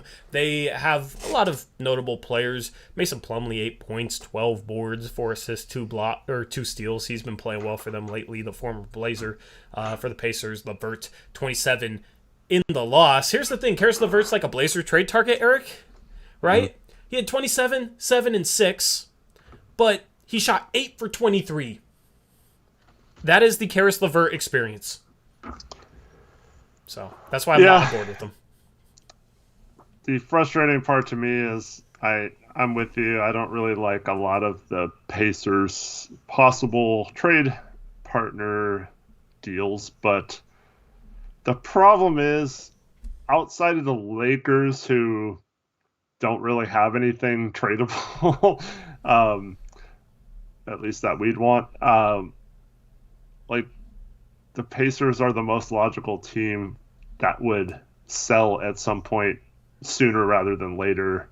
A lot of other teams still feel like they're, in contention for at least a play-in game or whatever. So I just have a feeling 3-team trades, baby. If we push a trade sooner rather than later, I still think the Pacers seem very likely, just based on the fact that there's been a lot of rumors of them trading either one of Turner or Sabonis, and half their team seems to be on the trade block right now, and they obviously are in a situation where they should start some sort of rebuild, but yeah, we'll see. They've been extremely inactive in recent years for whatever reason. Next game up, we have the Knicks taking care of the Pistons 94-85. The Knicks ended this game with their bench in, is what I read. So I assume that's Miles McBride. He played 25 minutes and didn't score, but he was yeah, this is quite a stat line, Eric. So the Knicks win by 9. Miles McBride, 25 minutes, 0 points, 4 rebounds, 3 assists, 2 steals, plus 39. So, good old plus minus, man. But off the bench, Alec Burks, 12 for 17. He has 34 points. Emmanuel Quickley has 18 as well. So, the bench played better than the starters in this one. Tibbs rode the bench through the entire fourth quarter to take care of business in this one. The Knicks were actually down by 7 entering the fourth. So, shout out to Tibbs, man, because he's been a guy who's always overplayed his starters. He's playing the bench the entire fourth quarter and just riding with them to a win. So maybe, we should be inspired by that. Well, there was a point before they got hit with, a bunch of people being out that, they benched Kemba, and they had a situation where their bench was severely outplaying their starters. So now it's nice to see them actually steer into that instead of away from it. Yeah, absolutely. The Knicks are almost back to 500, 17-18 after this win. The Pistons 5-28. They're looking bad. But for the Pistons, Saddiq Bey played 43 minutes. Your favorite guy from the draft. 9 for 19, or one of your favorite guys. He's no Aaron Nesmith, right? Which one were you higher on? Nesmith or Bey? Because I know you like both of them in the 2020 I like draft. them very much both. Very much both. Yes. He was 9 for 19, 6 for 13 from the field. 32 points for Saddiq Bey, 9 rebounds, 3 assists. Honestly, I'd like Bey more on the Celtics and Naismith better on the Pistons. Yeah, actually, I agree with that. But, I mean, the Rocco trade's looking worse, and that's just hindsight, so I'm not going to really fault the trade, but the better Sadiq Bey does, the worse it's going to look, because that's who everybody seemingly wanted at 16, and he fell all the way to Detroit at 19. Hamidou Diallo was 13 for 19 from the field. He had 31 points, 13 boards, 4 assists, 4 steals. So an underrated player who I've taken a liking to in the past couple of years. The Pistons played a bunch of no-names off the bench. They get the loss. Clippers, Celtics 91-82, another low-scoring game in this one. The Clippers are without Paul George for the next 3 weeks at minimum. Maybe it's down to about 2, but Paul George has been injury-prone this season, still without Kawhi Leonard. We'll see if he can return for playoffs. The Clippers are kind of a weird team, but they get the win tonight. They just play good defense. Marcus Morris has 23 in the win. The Celtics have been without Jason Tatum. Jaylen Brown... Right, I'm going to start reading off stat lines of like Blazer trade targets as we get closer to the trade deadline. But Jaylen Brown, 40 minutes, 30 points, 8 rebounds, 2 steals, right? But he's 13 for 36 from the field and 1 for 13 from 3. That's not good. Yeah, yikes. But when you have to play Broderick Thomas off the bench and Sam Hauser off the bench and Romeo Langford's in your starting lineup, and he was like a scorer in high school, but now in the NBA he's like doesn't want to ever shoot. Jaylen Brown had to get some shots up. Peyton Pritchard was 2 for 10, 0 for 5 from 3. He didn't really provide any help either. So, rough game for Jaylen Brown and the Celtics. Next up, you got the Bulls beating the Hawks 131-117. For the Bulls, 25 from Zach LaVine, Washington native. Ayo Dosunmu, 20 minutes, 6 for 7 from the field, 14 points off the bench. Shout out, Ben's not watching this stream. He's an Illini fan, so he won't appreciate my Ayo Dosunmu shout out. For the Hawks, 26 from Trae Young in the loss. You got the Grizzlies taking care of business against the Lakers. Here's the thing. The Blazers suck, but the Lakers suck too, and they don't have future picks or anything, so I'm enjoying the Lakers being bad as kind of the, it softens the blow of the Blazers struggling. LeBron, 37 points, 13 rebounds, 7 assists. He was phenomenal today, and they still can't score 100. Westbrook was 7 for 16, 12 assists, 16 points. Malik Monk, 6 for 9, 15 points. Outside of that, they didn't get anything from anybody. Carmelo is 2 for 11. That's a typical bad Carmelo Anthony game. Darren Collison's playing minutes for them right now. Stanley Johnson, Horton Tucker, Eric. Mm-hmm. What are your thoughts on Horton Tucker and how he's supposedly a trade piece for a star? He's been abysmal this year. He had like a good game or two when he came back at first, and I want to say he's shooting like 28% from 3 or something. I think it's lower than that. I think it's like 22% and like 37% from the field. Mm-hmm. Every Lakers young guy becomes insanely overrated. It's crazy. Yeah. It doesn't matter. There's always a guy like that. I think Austin Reeves plays ahead of him when he gets back. Oh, yeah, you're right. 22.7 is 26.7 for his career. Yeah. How is that guy... Why do people think that guy has so much potential? It's just because he's a Laker young guy, man. They're not going to be able to trade him for a star. They got to hype him up because he's their only tradable asset if some team gets hype for him, Yeah, facts. Because they think they can trade him for, like, Jeremy Grant or... Damian. Dude, they think they can trade Horton Tucker for Damian Lillard. Yeah. That's how delusional Laker fans can get. The Suns beat the Thunder 115-97. The Suns were struggling. They were only up 83-81. Then JaVale McGee caught a full-court pass around the three-point line and turned and hit a weird jumper to beat the buzzer. I'm going to have to go to the Valley Pod and see Gabe's reaction to that because I'm sure he absolutely lost his mind. The Suns then outscored the Thunder 30-16 in the fourth quarter. The Thunder have been competitive lately, but this is the Phoenix Suns. Have been phenomenal all year. For the Suns, 38 points from Devin Booker. Chris Paul with 10 points, 5 assists. They were without DeAndre Ayton. For the Thunder, Ty Jerome had 24, 8, and 5 assists. So good for him. And then there's an A. Wiggins who had 22, Eric, on 10 for 19 shooting. It's not Andrew. He doesn't play for the Thunder. It's Aaron Wiggins is having some good games. He's looking solid. So, Good for him. Let's just ignore the 7th game. And then the 8th game, the Kings beat the Mavericks 95-94. The Mavericks still without Luka, of course, after dropping a bomb on us with 132 points against the Blazers. They only scored 94 against the Kings defense. That's also a terrible defense. So Porzingis had 24, Brunson had 25, but everyone else struggled for the Mavericks. The Kings got De'Aaron Fox back. He had 16 in the win. So, even bad defenses look a lot better than us right now. That's tough. Anyway, do you want to look at the standings, Eric, or should I skip them?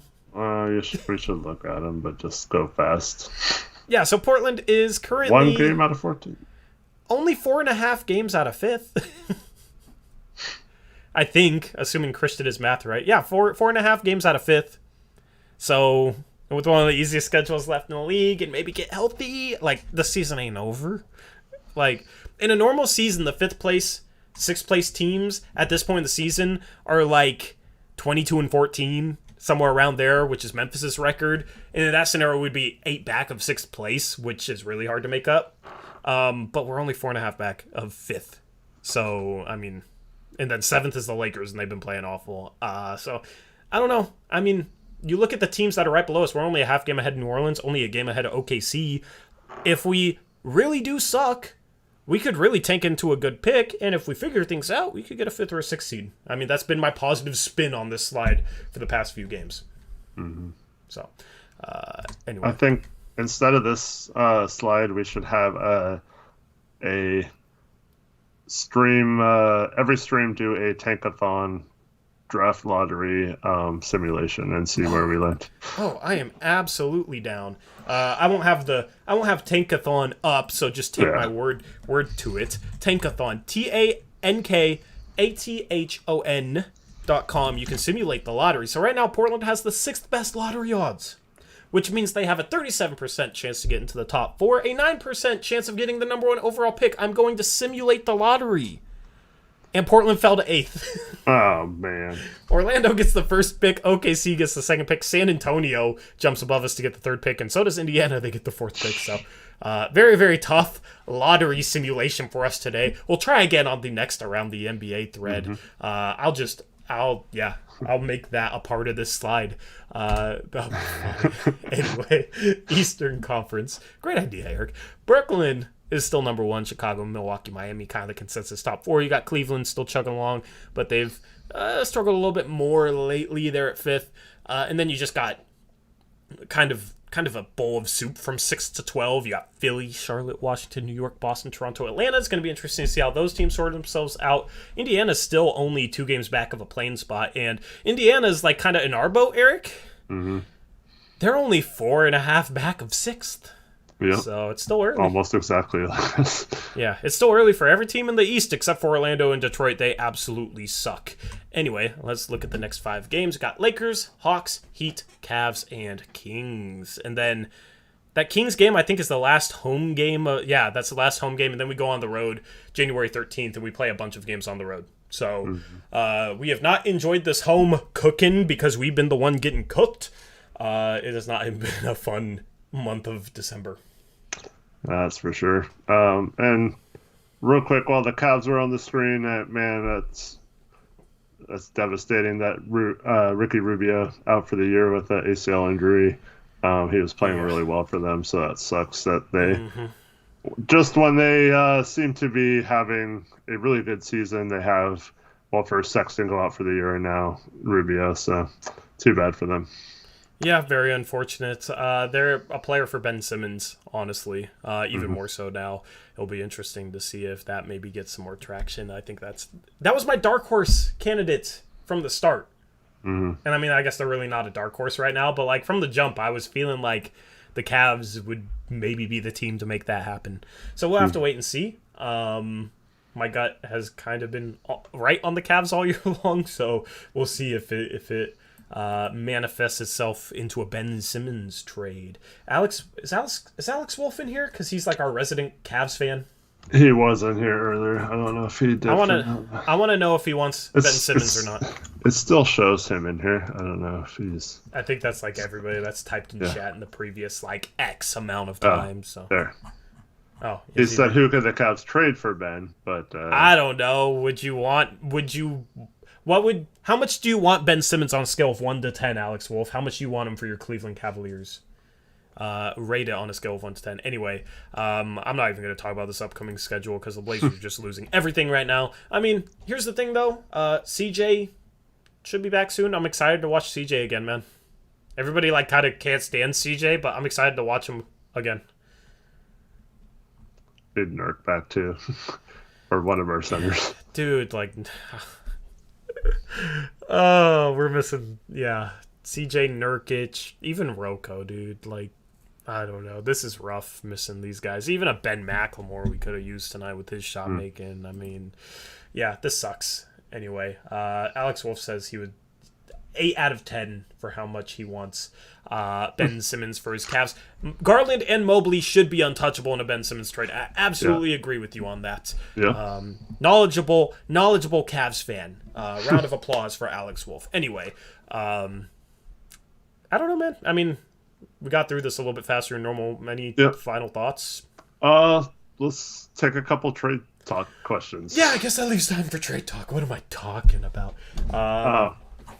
Yeah. There's nothing new, though. I don't think Allen makes sense for Philadelphia. I don't think any centers make sense for them because, they have Embiid. So I think they're going to target, a playmaking wing or point guard type. I don't think he would be a part of it. So you're looking at, if they have to include Love, it would be multiple picks, 4 firsts or something. But I don't know, Aeromancer says Sexton, Jetty Osman in a first. That's not, Sixers would hang up the phone on that. Yeah, they need more than that. So.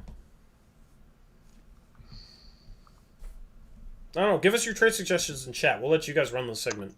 And if you guys give multiple trade suggestions, the show will go on longer. If not, we'll end the show. Yeah, I mean, Sexton might be included, but I doubt with him being out for the year that the Sixers would value him as much as he probably should be. Yeah, that's the problem, is I'm not sure that assets line up super well. With Sexton being out hurts the chances of a trade happening. It'd have to be Sexton and a bunch of other stuff. Shout out to Carlton Pagano Jackson for the $20 donation. Thank you, man. Thank you, Carlton. Says, what's up, y'all? I haven't been on in a while. Showing love. Hope y'all had a great Christmas. Hope you did too as well, man. Good to see you. Appreciate the love. Yep, and if you're not going to be here for New Year's Eve stream, I hope everyone has a Happy New Year as well. Yeah. Yeah, that's up next. We got a post-game show at 10 p.m. on New Year's Eve because the Lakers game starts at 7:30. So that kind of sucks. That'll be a shorter show than normal. But then we'll kick off the new year with a new segment for y'all. So stay tuned for the January 3rd stream against Atlanta. Appreciate you as always, Carlton. I'm higher on Cam Reddish now, but Atlanta's not doing Rocco for Cam Reddish. Mm-hmm. That doesn't make sense for them. Beavis is in here trolling because he is unable to not troll. But at least he didn't say Marcus Camby. Do you have any updated information on if Marcus Smart is tradable this season or not? Every major site says January 24th now. And that's due to the shortened offseason or the later offseason. I've been trying to read the CBA. There's nothing about the rules in the actual CBA about what the time frame got shortened to because it doesn't make sense. It's some weird number of days that wouldn't be the actual number of days. So, I don't know why it's January 24th and not a different day. If it got shortened to 50 days, that's not 50 days from when he signed his extension. So I don't know what it was, but in a normal year, it would have been a few days after, I think 4 days after the trade deadline. So I don't know why it got moved up, but yeah. Apparently he is tradable as of January 24th. So, I mean, if you want Marcus Smart, we can't trade for him now. So a lot of you guys who are saying you want Marcus Smart are also guys in chat like screaming for a trade or being impatient. So like you can't have it both ways, and you also don't know if the Celtics would even consider trading him or whatnot. But that is definitely someone who, so Ray mentions Rocco and Simons for Smart. I'm not turning my back on Simons, but Smart might be one guy that I am willing to trade for. The problem is, it doesn't make sense still if we still have Norm and CJ and Dame all on the roster to trade Rocco for another guard. Even if we trade CJ, I'm not sure it makes sense if we still have Norm. Yeah. Because you would want Smart as your starting two, hypothetically. And the what? Norm's at the 3? I mean, Smart can be okay at the 3, but it would be better to have him at the 2 and then like a switchable guy at the 3. You know what I mean? Mm-hmm. So, here's the thing. I do not want to trade Ant for Marcus Smart. I do not want to trade Ant for Jeremy Grant. I don't want to sacrifice the future for a piece that doesn't get us good enough to have a chance at making serious noise. Mm-hmm. Yeah, see, I like Smart. I think he could help this team. But if I get Smart, I'm probably trading both CJ and Norm. I'm probably entertaining trading both of them. Yeah. Yeah, for Jaylen Brown as part of that trade. I'm just kidding. I don't know. Like, what are you gonna get for CJ and Norm? Is there a team that would trade something for CJ and Norm? No, I'm not saying to the same team. I'm saying I know. I'm just wondering. Both. Like. Because here's the thing. Hypothetically, you would want to consolidate those two into a better player. Yeah, like a forward position or whatever. But, like, I don't know, like, try and use those two to get enough assets to price Siakam away. And then... If you got Siakam and Smart, that would be interesting. Yeah, but at that point, then the shooting is extremely questionable. No, I know, but, yeah. I mean, but yeah, shooting like with a guy like Ben McLemore, you can always find shooting. But like, that's interesting. See, Norm he still has 4.5 years left on his contract, so like even small market teams that aren't necessarily you would think interested in him, like New Orleans apparently was interested in signing him this last offseason. Teams like that might be like, man, we never get any free agents. Maybe we could get someone like a Norm, and we'd have him for 4.5 years. Wouldn't have to worry about free agency. He's on a decent contract, so I think he will have some value moving forward. But yeah, it's tough. Yeah. I just looked at Marcus Smart's stats this year, and I threw up a little bit in my mouth. He's shooting 28% from 3 and 39% from the field. Yeah. He is brutal offensively. Well, maybe that's what makes him available. Yeah, I just want two-way guys, man, that bring it. Like, why is that such a hard thing to find? Because everyone wants those. I know, but like they're so rare. Why are they so rare? Like, why is that so? I don't know, man. It's frustrating. Like, yeah, that might be why he is gettable.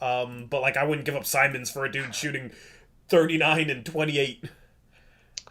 Ben Hewitt, what's up, man? He's on this Pascal for CJ trade like he hasn't heard our show all offseason or something.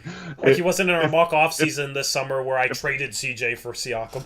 If we could trade CJ for Siakam, I think it would already happen. Just like if Morey was willing to trade CJ or Simmons for CJ and a couple first or something, I think that would have already happened too prior to the Nance trade. So like, yeah, I'm not spending a lot of time focusing on those guys because I think they're kind of unattainable at this point. Yep. I mean, yeah, I don't know, dude. None of the names are going to be new. There's no, like, new information. That's why we haven't been talking a ton of trades lately. Like, Siakam shooting 28% from 3. That's the thing. If you got Siakam and Smart, you got two 28% three-point shooters in there, and then you got Nurkic, too. Ugh. I don't know. Like Would I be a lot just tougher. yeah, I just like I almost think it's better. God, dude, it's like almost just better to just if we suck this year and Hmm. then trade for like picks that we can turn into something. Then maybe we get a top 3 pick and that guy can be the guy. Like get a like Jabari Smith. Maybe he can be a 20-point per game scorer as rookie. You're playing good defense. You know what I mean? And Yeah, be the guy we want Siakam to be. like a Mobley type. Yeah, like have a Mobley type impact. Dude, Like if I find out that that was true ever, that we had a potential deal with, say, the Cavs for the third pick and Love or something for CJ, I am going to. I don't. I will lose it. could I have hope, Scotty Barnes or Evan Mobley, man. man. Shoot, I would Can you even take imagine if we had Franz Evan? Wagner right now. Can you imagine if we had Mobley on this team? God. Yeah. Mobley on this team and then suck and then get Chet Holmgren and have Chet Holmgren and Evan Mobley. Hmm. That would be lit. Yeah. Aeromancer says here's the trade idea: Rocco for Derek Jones Jr., Troy Brown Jr., and our pick back. We We can't can't. play for Derek Jones, but yeah. Yeah, we can't Uh, reacquire Derek Jones, but we could send him to a third team and get our pick back, which has been an idea that we've brought up. that is one of my favorite scenarios. Yeah. I'm not high on Sabonis at all. He can't shoot and doesn't play good defense, so like what, you're going to start him with Nurkic, then you don't have enough shooting. If you replace Nurkic with him, then you downgrade your defense, which we cannot afford to do, and you'd have to give up a bunch of assets to do that. Sabonis therefore makes no sense for me. Turner makes more sense, but it's like you're going to give up Nurkic and assets for Turner that doesn't really move the needle enough. Hmm. Like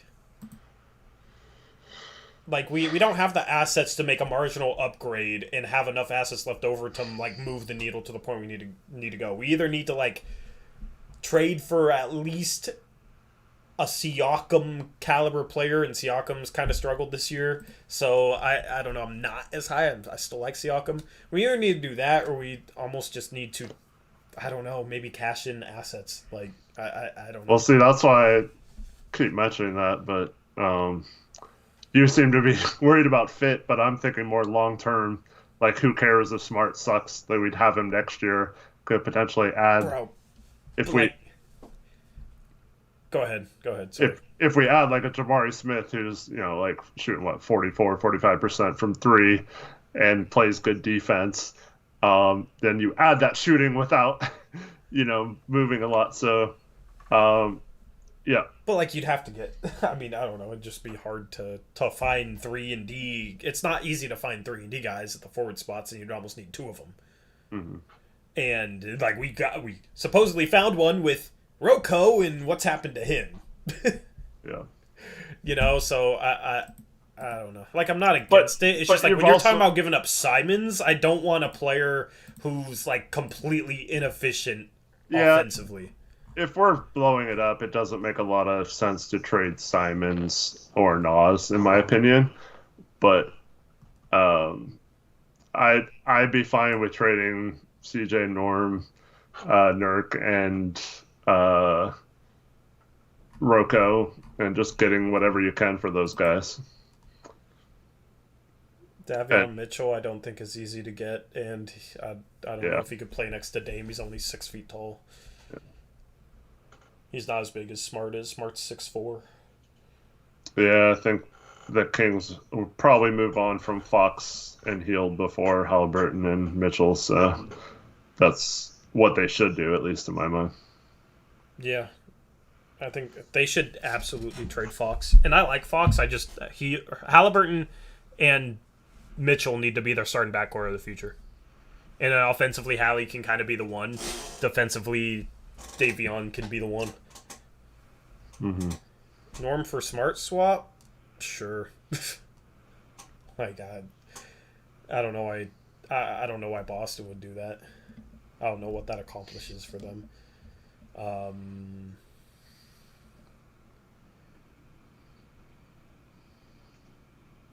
reading Aeromancer's trade. Yeah. I don't think Houston does that, and I don't know why we necessarily need Tice. Yeah, we need to find a team that Yeah. has more of a yeah. And if you like take out Tice, and then maybe that works. But like that's kind of the structure of what we're talking about in terms of like Roko to Chicago, Derek Jones Jr. to a third team, our first round pick back to us, and a player from the third team to match Derek Jones Jr.'s salary. That's kind of the basic template for a trade. I think that's the most likely trade this season for us. Mm-hmm. And I'm not saying it'll happen, or I'm not saying it's likely to happen, but like I would, if I had to bet on a trade happening, it would be that. Yeah. And then I don't know. You do that. I mean, how many first round picks collectively do you think you could get from CJ and Norm? I think best case scenario would be 5 if you took back dreadful contracts. What about if you took back expirings? For expirings, you're probably looking at 3-ish. You don't think you could get 4? Maybe. It I mean, depends. Roko is worth 2. So you're talking about No, I understand, but like, I mean, those 3-and-D guys are very coveted. Yeah, but and I have a hard time feeling like his trade value is above both CJ and Norm. Yeah, so yeah, I mean, I would hope you could get 5, like that New York scenario. Yeah. Where you get maybe 3 for taking on Fournier and Kemba Walker. Yeah. I wonder if there's a scenario where they'd want both Norm and CJ. The Knicks? Yeah. They might have a hard time matching that much salary. Well, let me just look at it here. I need to like set up like a serious trade machine page for this stream. Why can't I find the Knicks? Because CJ plus Norm is what, like 45 mil, 46 mil? Let me plug him in here. CJ. It's right under 46, yeah. 46.3 million. So they'd have to trade out approximately 37 million. So Fournier plus Kemba's only like 26 million or so. Yeah, Fournier plus Kemba, they're still short 12 million. I don't like Nerlens Noel, maybe. Yeah, possibly. I don't know. And that gets them to 34.6 million. They don't have trade exceptions. So like if you did like Taj Gibson, right, and then I don't know, maybe we give him Cody Zeller. We could do like Zeller, Powell, CJ for Fournier, Kemba, Nerlens Noel, Taj Gibson, and picks. DJ Vega apparently has inside information that the Celtics want both Norm and CJ and are willing to go like $800 million into the tax to take them both on. Damn. Well, I mean, I wish, but yeah, I don't know about that. Like Tori and I both said we do Norm for Smart. I mean, I think that helps our defense out. We still have shooting if we keep CJ, but yeah, I don't know why they do that. I do Norm for Smart depending on what else we did. Although, okay, I'd rather just get 2 first back for Norm, 2 first back for CJ, save money, try and use cap space this summer for stuff, and then have a ton of assets for something else. This is one of those scenarios, because I talked about this with the Robert Covington for Neesmith.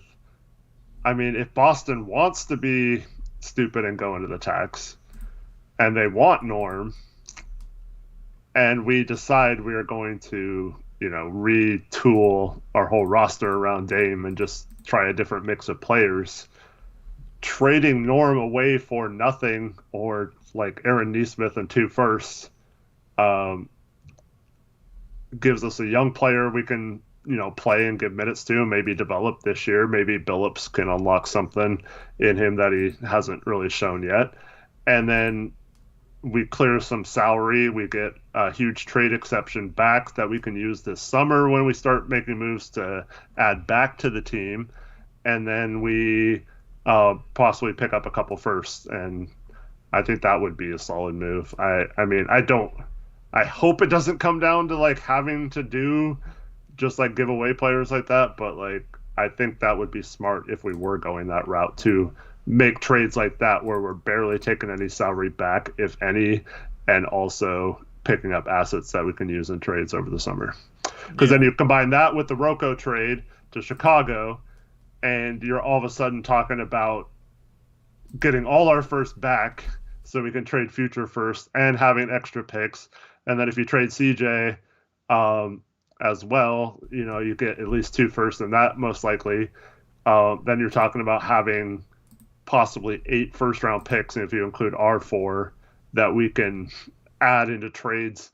And we'd likely, if we did expirings or trades like the Boston one where we didn't take back salary, then we're talking about a situation where for the first time since 2016, we'd have sizable amount of cap space to get Dame to convince players to come here, whereas instead of like Dame trying to convince someone like Oubre to take 5.7 million instead of 12 million or whatever he got this year from the Hornets, you know.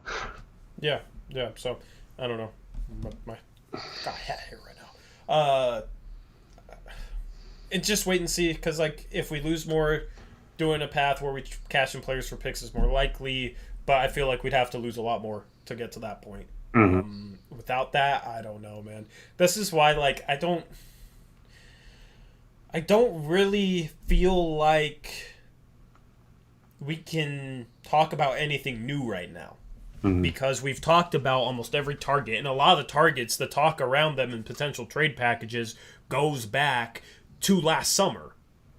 You know, with Siakam, with Jaylen Brown, Jeremy Grant isn't on the table anymore, in my opinion. But with like a number of targets, we talked about them at length last offseason, and a lot of stuff we said then still applies. And then we've talked about it in streams, in some previous post-game streams in the past couple of weeks. And there's been nothing new in terms of like substantial rumors.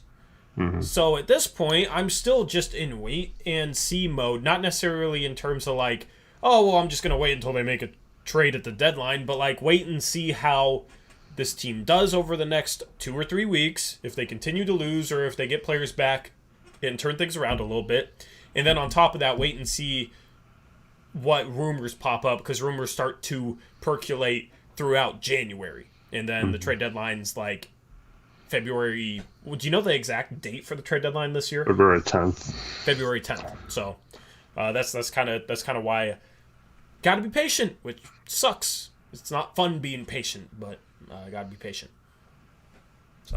And for those wanting to trade Norm, he's definitely not available to be traded until January 15th either. Exactly.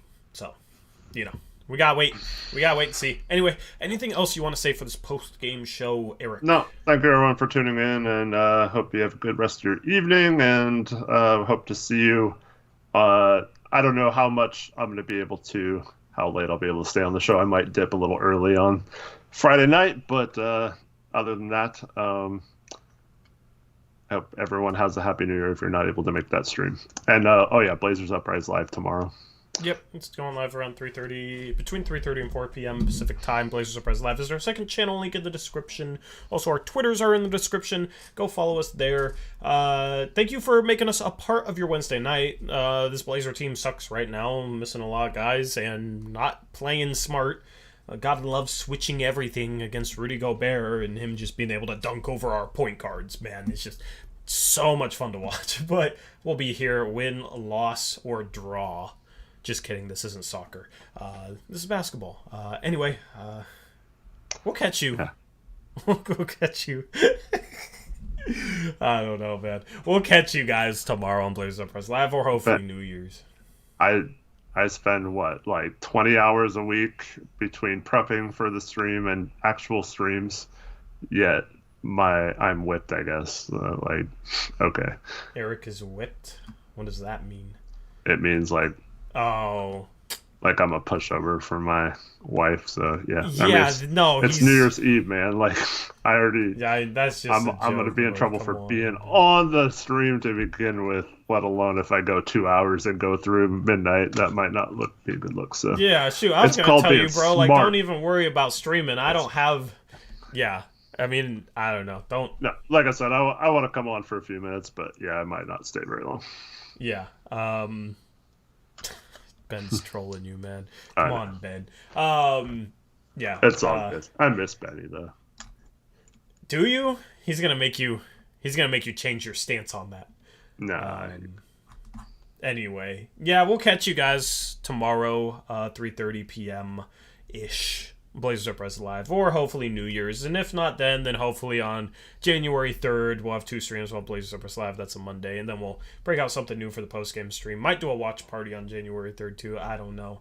We'll do a watch party soon for December. It'll be a little bit late, but the Blazers, I don't know. I want them to get a few guys back before we do a watch party stream, so it's hopefully a little bit more fun than this crap that we're seeing right now. So, anyway, thank you for tuning in to the post-game show. Whenever we catch you next, hope everything's good. Until next time, as always, peace out.